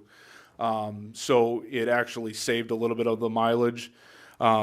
But yeah, we're averaging, ambulance 2 is doing 15,000 a year. Ambulance 3, which is the second, which is the 21-year-old ambulance, is now at about 4,000 a year, and the third ambulance is doing almost 8,000 a year. So. Okay, thank you. All right, so, thank you. Counselors, you have before you on page 30 the proposed motion tonight, but that's only the proposed motion. If you wish to amend that or make a different motion, the floor would be open to that as well. We get some additional perspective from the manager before we do that, Additional perspective in, the whole picture here. I think this combination makes a lot of sense. Getting that 98, off the road, almost immediately, and getting this one in the works so that we get, our oldest ambulance as being a 2009, less than a year from now. We still would have a 9, a 12, and then a 2020. The funding is there to do a deposit, to purchase the used, to do a deposit, and we can bring back full options on what might make the best sense for bonding, for going through a lease, paying part of it in cash and borrowing the rest. All those things could still be available, whether it's part of the next budget process or whether it's just as a standalone item, because again, we've got $75,000 a year built into the special revenue EMS account that's targeted towards ambulance. It's there, it stays in that fund after the fiscal year's over, and that's what it's intended to be used for. We're going in circles here. Yeah, we are. I got a couple Counselor more Bounds? questions. If we were to approve the purchase of the used ambulance or not, got a little more clarity. It sounds like some folks want that. I just don't want to knock us off your five-year turnaround plan, and I'm wondering if we were to consider that next council meeting or by the end of the year or something like that, what kind of impact that would have in terms of the delays. I think the five-year plan, that plan is a good one, and I think we should be on track for that, so. To get us close, it would put us at about a 6-year average right now if we bought both for the 2020 year. We're still one cycle off of buying an ambulance to really get us at the 5, 5, and 5. So we're still, that's a whole nother time. That's a whole nother ball game to get us. But to get us even started at that, we have to get these two. And again, like I said, I was able to find us a good used ambulance, and I know that doesn't seem to be the piece of it, but it's a good to keep us moving forward, not as a sole, let's buy this and not, replace a new ambulance as well. Counselor Lippman? What happens to the 98? And one of the things that we've tried to do in other areas where we have vehicles, the old stuff is rather than keeping it around and insure it and maintain it, what's happening to that? We've talked to them about a potential for trade-in. They found some pennies somewhere. It's going to be just gone. It will not be part of anything. We won't see it. We will not see it. We will not see it. All right. And there's no cash value to it. He said there's a very, very small. He wouldn't lock in on a figure as you could assume, but it's pennies on the dollar. Counselor Hamel? The box that you're looking to put on the back of it, is it larger than what Guilford's running?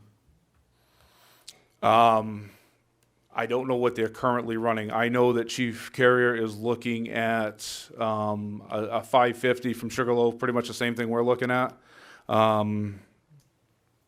The box is slightly smaller than the one we're running right now.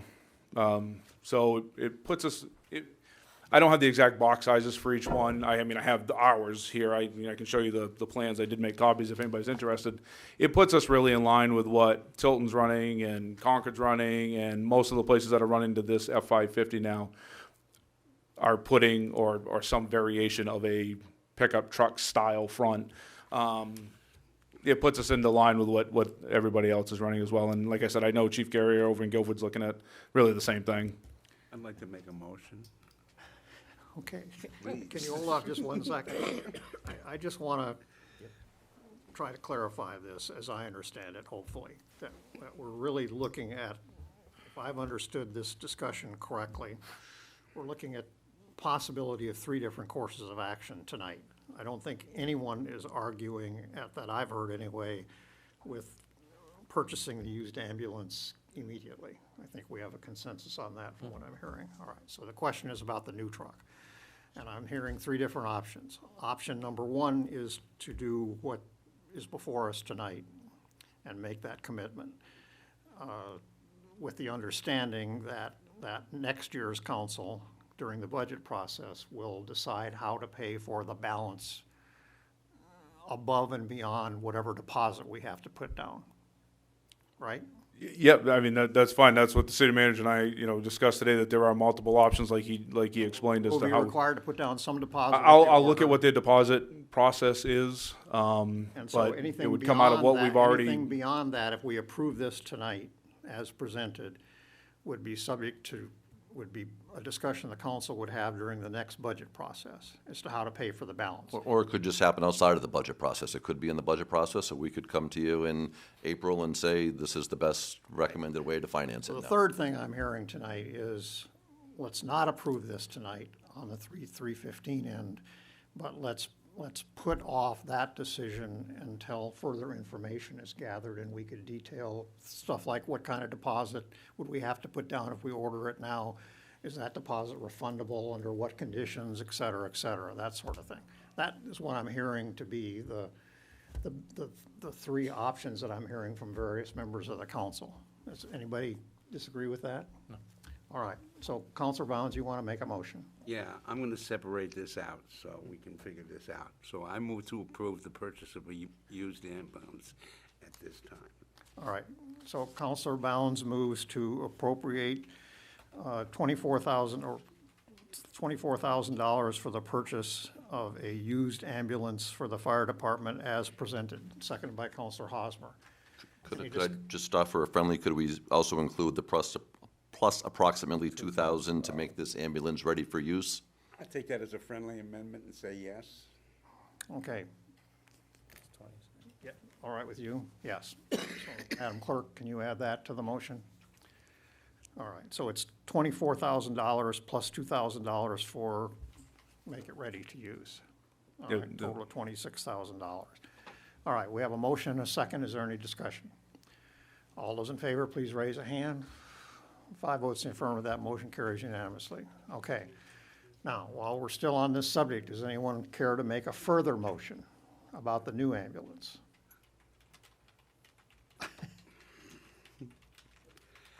Counselor Bounds is composing himself here. I'm trying to figure out what the hell I want to do. Can I try something? Yeah. So I think the issue here is, in concept, do we believe that we need to be refreshing our ambulances, whether it's 5 or 6 years on a regular basis? I propose that we, at least in concept, take that up to start with, then we can decide how we want to proceed from there. That makes sense to me. So are you putting that in form of a motion? Yep. Can you articulate that again, So please? basically, we're suggesting that the oldest ambulance we want in our fleet is somewhere between 15 and 18 years as a policy matter, and so that we're beyond that, as the chief has talked about, working towards a 5-5-5 type of plan. That's our intent. So you're not going to address the I'm specific? going to address that. I want to address that first as a matter of policy. Then I want to come back as Okay, a separate. so this is a separate motion. Yes. All right. Do you have that, madam, or do you need him to articulate that again? I got it in the recording. Okay. So he's proposing a reaffirmation of policy, basically, in this Or motion. establishing a policy that we would continue to upgrade or replace our ambulances roughly within a 5-year kind of basis. It's gonna take us, what I heard, one more iteration of procurement before we get to that type of model. But, I mean, in concept, is that what we're, you All know? right, is there a second for establishing that as a policy? Counselor Haynes seconds it. Any discussion? Counselor Hosmer? My question would be, when would we work on that policy and affirm it or not affirm it? Well, I guess what I'm suggesting, if we have that as a policy, then I think it's a matter of sort of timing in terms of, do we feel like we have all the information we want tonight to take the vote on implementing that policy, or do we need it? I think the issue is, just from an overall policy standpoint, do we agree with that as a fundamental approach to, you know, managing the equipment for the ambulance service? It's helpful. I don't think he's looking to do anything but adopt the policy, not to come up with a plan to adopt the policy. Well, apparently another motion is going to be coming after this one, though. This is, So, yeah, I can preview what I would give as a subsequent motion, but I'd break it in two pieces. I think I'd like a little bit more information before. Okay. all right. Any further discussion on policy? Everybody understand what we're voting on? All right, all those in favor of establishing the 555 policy, is that correct? Please raise a hand. 5 votes in the affirmative, that motion carries unanimously. All right, a third motion. Third motion is, like to get more complete financial ordering picture. I mean, that's fine. I mean, well, I guess I'd be asking for more specific, exactly what you're looking for, so I can be on the agenda in 2 weeks and get this done. Just the how much they're gonna want down. I think there are questions on the, I think some councils want more specificity on what's being spec'd. Other councils would The like other to thing know a I'll say little is, bit I know our neighboring town is specking the exact same ambulance that's coming in less than ours, and I don't think it's apples to apples that we're specking. So I will get all their specifics and bring that forward. All due respect, Chief, I think we're just looking to No, have a that's little more fine. complete No, that's information fine. to consider it. I think It's not a problem. we're It just, supporting your policy Yeah. in terms of what. no, you I love want. that. That's great. And I Well, appreciate don't think that we need a motion. motion at this point, then. You would just put this on the agenda for the next Well, I would meeting. like to know, I just, besides that one, is there any other specifics that you need? Because I want to make sure I'm bringing forward everything you're looking for. Well, if think any we're looking for questions, some- work with the manager, and he can Yep. answer those questions for you by getting in touch with the council. Okay, Okay? yep, thank you. All right. So, Madam Clerk, we'll need this put on the agenda again it need to be revised, obviously, but we'll get it on the agenda for the next meeting again. All right, thank you, Chief. Thank you.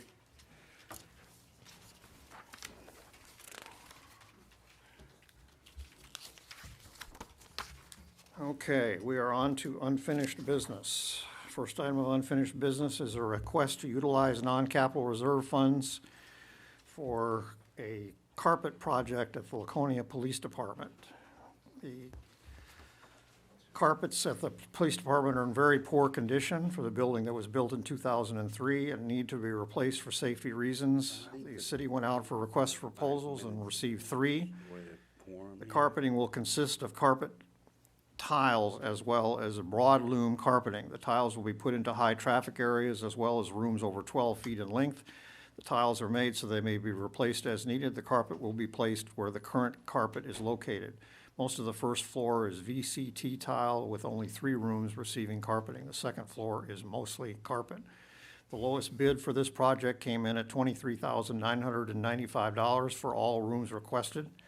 And again, the funding source for this would be the non-capital reserve funds for this project. Okay, who's going to answer questions on this, if there are any? Ms. Levisik? All right, any questions or comments? We talked about this at the last, and since the Parks and Rec Department is in charge of building maintenance and repair and whatnot, that's why she is answering the question. So are there any for her? Yes, I have one, Mayor. Did we spec out carpet tiles specifically, or did it come in tiles? No, we specifically asked for them. And the rationale is, High other than traffic. replacement?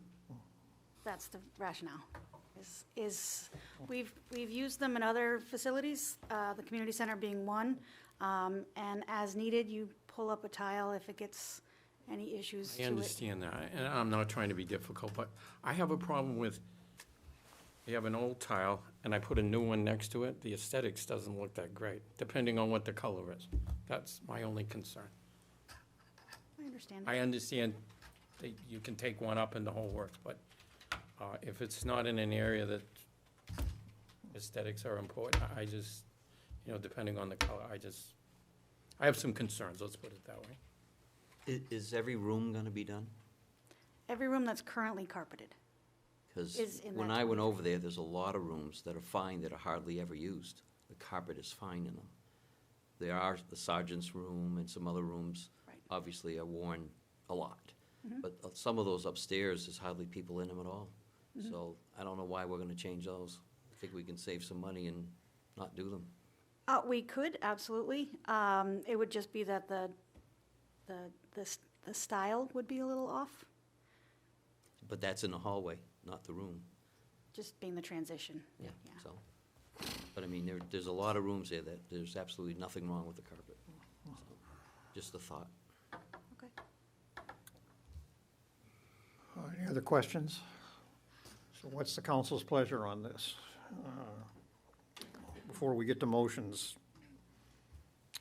or a motion, you have the proposed motion in front of you, which would commit us to the entire $24,000 project as proposed. So if you don't want that, I would say up to that. I mean, if they don't need to spend that amount of money on rooms that are fine, then they don't spend it. it does say not to exceed, no. So are we making a request for Amy to go back and look at rooms that might not need to be done? No, I think she could do that on her own.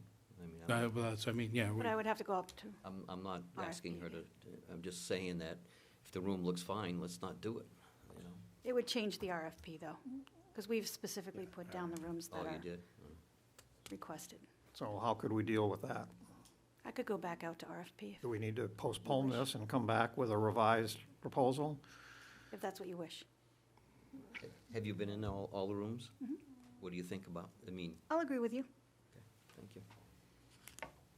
And what about would you wish them to I just, rethink the no, tile? No, I wholeheartedly support it.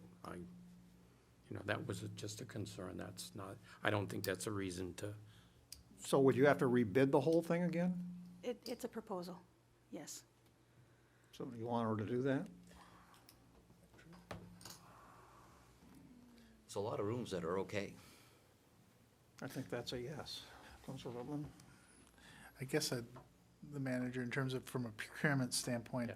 you've awarded an RFP, the prices are now public. Isn't there a different way to handle this in terms of, We could talk with the contractor. I don't know firsthand what they may have put into their bid and whether, because of the volume they were doing, they were able to spread some mobilization cost or something off of that. And if now they're coming in and only doing 60% of what they thought they were doing, does their price per square foot, as the simplest way, hold? And I don't know the answer to that, so.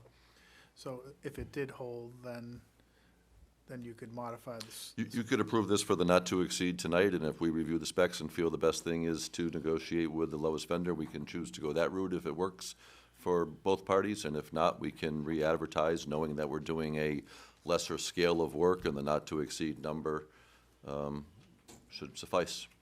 Do you know how old this bid is? I just got it on Thursday. Oh, okay, so it's a new bid? Okay.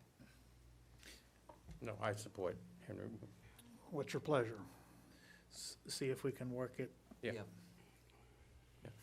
Not to So do exceed. we need to amend this motion from the way it's written to accomplish that? No, if you do the not to exceed with the understanding that we will reevaluate all of the rooms, and if it's able to negotiate with the low vendor, then we will do so, and if Okay. not, we'll go. Motion is ordered to approve the request from Laconia Parks Rest Department as presented to utilize non-capital reserve funds in the amount not to exceed $23,995 for the project at the Laconia Police Department to improve the safety of the facility.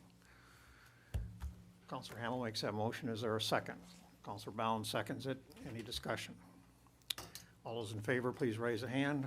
5 votes in the affirmative, that motion carries. Thank you. Thank you. Anecdotally, I went to the police department. I did hear that you did go. There you go, Dave. Okay, next up is second reading and approval of Resolution 23 relative to the Assistance to Firefighters grant that we had the public hearing on, such as it was earlier tonight. Any discussion or questions before we get to these motions?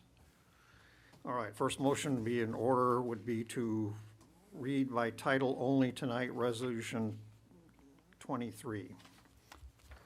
Counselor Hosmer makes that motion, seconded by Counselor Haynes. Any discussion?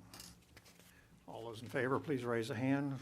5 votes in the affirmative, that motion is carried. All right, next motion to be in order would be a second reading of Resolution 23 relative to authorizing the city manager to accept and expend a grant on behalf of the city in the amount of $142,529.52 for the Assistance to Firefighters grant. Counselor Hosmer makes that motion. Counselor Bound seconds it. Any discussion? All those in favor of approval of second reading, please raise a hand. 5 votes in the affirmative, that motion carries unanimously. Next up is the final move to approve Resolution 23 relative to authorizing the city manager to accept and expend a grant on behalf of the city in the amount of $142,529.52 for the Assistance to Firefighters grant. Counselor Hamel makes that motion. Counselor Haynes seconds it. Any discussion? All those in favor, please raise a hand. 5 votes in the affirmative, that motion carries unanimously as well. Okay, next up is second reading and approval of Ordinance 24 relative to the proposed increase of the city's fee for household trash that is brought to the transfer station. Okay, and again, we have the ordinance as proposed is on page 36. We had that discussion earlier tonight about the Footnoting an the example. language there in item number 2. So from a parliamentary standpoint, do we need to get the motion on the floor and then vote to amend it if we're going to change that language or add to it? I would say yes, because this is what was published. This is what was posted. Yes. All right, everybody understand that? So we're going to get it on the floor, and then we can amend it if desired. Any questions before we get to that? All right, so the first motion that would be in order would be to waive a reading of Ordinance 24 its entirety and to read by tonight by title only.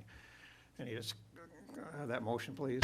Counselor Hosmer makes that motion. Counselor Lippman seconds it. Any discussion? All those in favor, please raise a hand.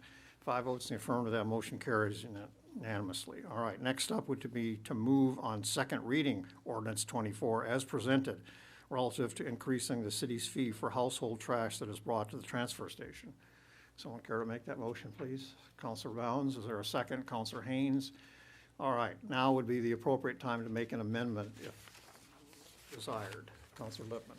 I would just suggest adding a footnote to give an example to number 2, so you don't have to change the language. That would illustrate 1 or 2 scenarios of what it's like if you bring in less than a ton. I would think that in part of the strike-through language may be a simpler way, so if where number 2 says $94 per ton, we add comma, calculated in 20-pound increments, comma, and then it finishes already effective January 1, because that's the process right now. And 20-pound increments? Calculated in 20-pound increments. You know, this is not necessary. This, as it is, it's not confusing, it's straightforward. We've been doing it this way for how long now? We haven't been charging them $94 for 102 pounds. We haven't been doing any of that. This is just straightforward, clean language. I don't know why we're spending time on the amendment, but then I don't have a dog in this race, so I don't care if folks want to do something with it. The public came forward. It's a simple request. Okay. Make sure that no one misinterprets it in the future. All right, are you going to make this motion? I make that motion. All right, so Counselor Lippman moves to amend item 2 in the proposed ordinance number 24, so that the amended motion the amended language would read, loads containing more than 100 pounds, $94 per ton calculated in 20-pound increments effective January 1, 2020. Okay, that's the amendment. I'd rather have an example, but I'll go with what the.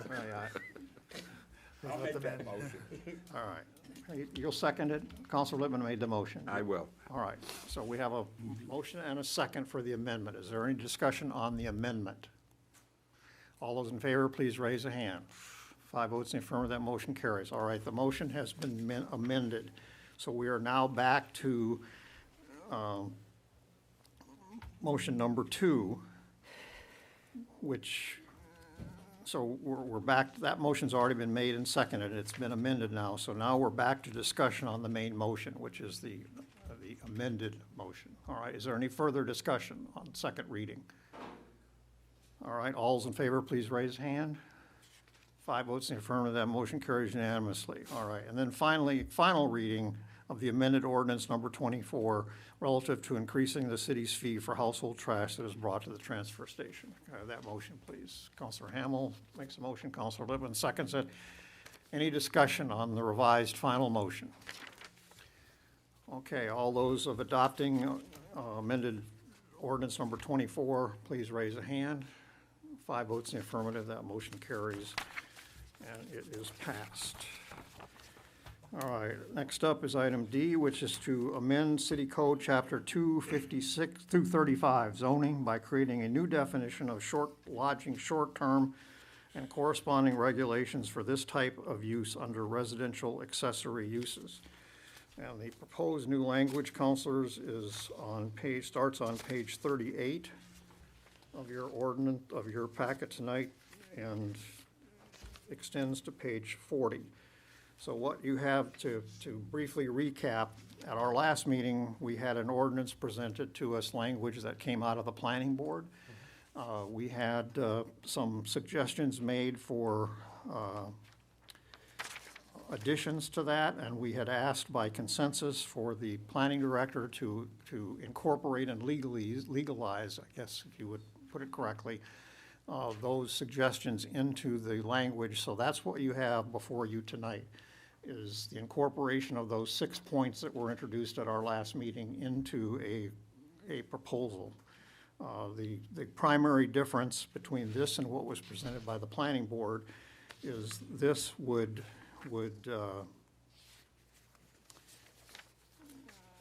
permit, as a matter of right, this was in it before, would permit, upon registration, would permit the operation of short-term rentals in the commercial resort and the shorefront residential zones. They would be prohibited in their entirety, that use, in the industrial park and airport industrial zones, and they would be permitted in all other zones, only in owner-occupied buildings, and owner-occupied would be defined as someone who lives on the property in question for a minimum of 150 days a year total, 5 months, basically. And then the other thing that the revised language does, it defines a short-term rental as 90 consecutive days or less, a maximum of 90 days. So if it's a 91-day or more rental, it would not be considered short-term rental. Okay? So that's where we are as of this moment. And before we get to discussion on this, I would, well, first of all, is anyone prepared tonight to offer specific language for amendment to this proposed ordinance?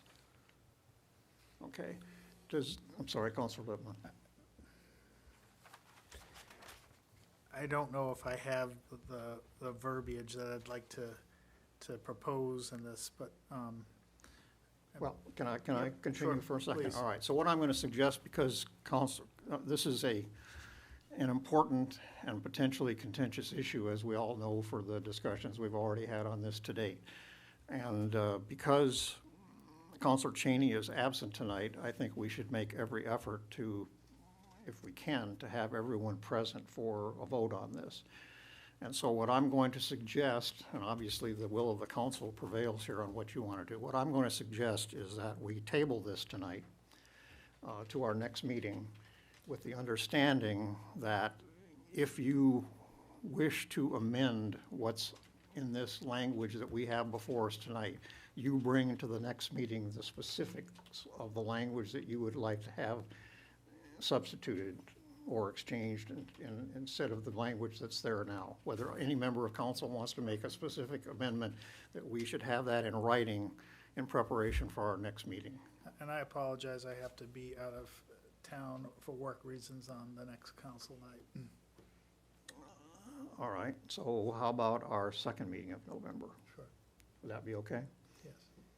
Is that okay with everybody?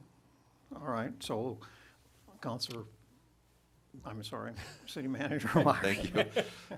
Are you running for No, something? not running this time.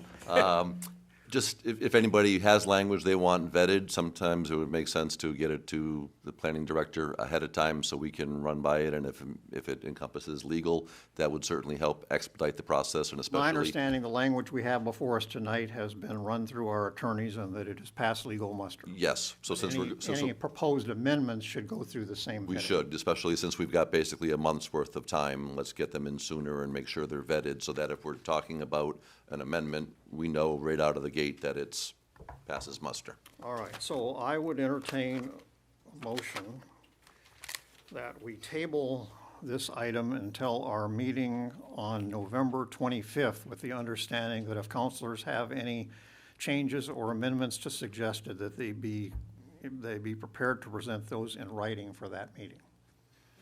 Counselor Hosmer makes that motion. Is there a second? What date did you Did I say? give you the wrong date? November 12th? November 25th. 25th, all right, sorry, I thought you said 5th. Okay, Counselor Bound seconds it. Okay, any discussion on tabling? All those in favor, please raise a hand. 5 votes in the affirmative, that motion carries unanimously. All right, so we'll put that on our agenda for 11:25.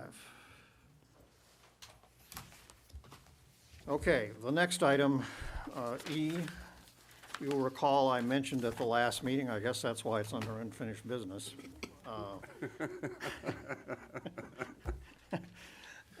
Unfinished mayor's business. I don't know how we do this sometimes.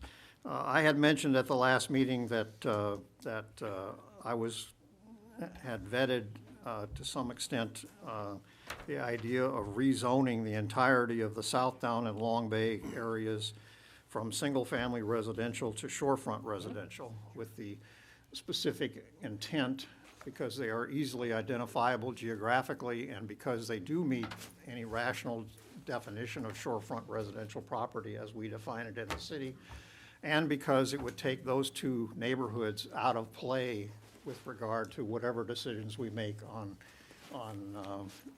short-term rentals down the road, because if they are rezoned to single-family or to shorefront residential, it would be permitted as a matter of right in those zones as long as they register, and then it would be left up to their own homeowners associations as to whether or not the homeowners associations would want it to happen in their individual neighborhoods in those two developments.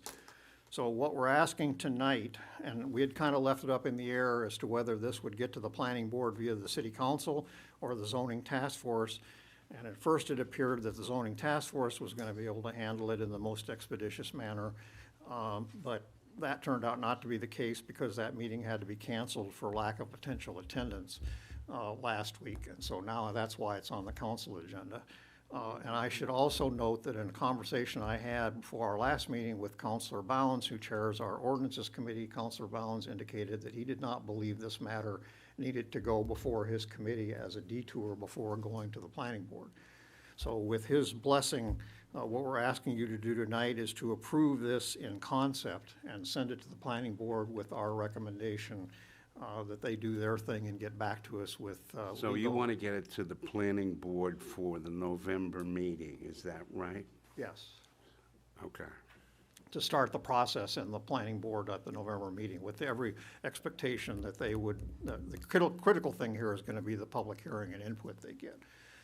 They'll hold a public hearing, obviously, and I think the planning director has already had considerable input from residents at Southdown, some in favor of it, some opposed to it, but that can play out at the planning board level before it comes back to the council. I have some reservations about this. I mean, I'm willing to move this on to the planning board. I don't know, I don't understand the need for expeditious treatment, but then I don't really care. Well, I think the reason for expeditious is assuming that we're going to reach a decision by the end of the year at the council level on what to do about short-term rentals. I understand. It would be helpful to the people of Southdown who live there, I think, to have an idea going into the new year of what they can do and what they can't do. Like I say, I have real reservations about it. I'll be able to vent those reservations when we get to the planning board. I'm still a member of the planning board, so I don't. I think they're looking for certainty here, going into the rental season next year. If you want to send it on to the planning board for consideration, I'm all for that. I Okay. just want you to understand I have some reservations, and if it comes back before the city council at some point, and I may be expressing those reservations. That's fine. Counselor Lippman? I'll leave it at that tonight. I'm sorry? I'll leave it at that, but Okay. balance it. All right, so the motion be in order tonight would be to approve forwarding the proposal of rezoning the Southdown and Long Bay areas to Shorefront resort. to shorefront residential zone to the planning board for, I'm changing here from what I'm changing a little bit here or adding to it from what you have in your packet. So let me be clear on what I'm proposing. Approve forwarding the proposal of rezoning the Southdown and Long Bay areas to shorefront residential zone to the planning board for legal structuring, public hearing, and a recommendation for future council action. Can you just throw in consideration too? Can you do that? I don't want to deal with the planning board saying, oh, we're getting bypassed here. Just throw it in. Throw in, say it again? Sending it to the planning board for Okay, for consideration, comma, legal structuring, public hearing, and a recommendation for future council action. I make that motion. All right. Counselor Bounds, seconded by Counselor Hosmer. Any discussion? All those in favor, please raise a hand. 5 votes in the affirmative. Okay, that is now in the hands of the planning board. Planning department. Okay. Council comments. Any tonight? Anyone want to take up the? Geni's not here. I know, Go home? no one wants to take his place here. All right, any other business to come before the council tonight?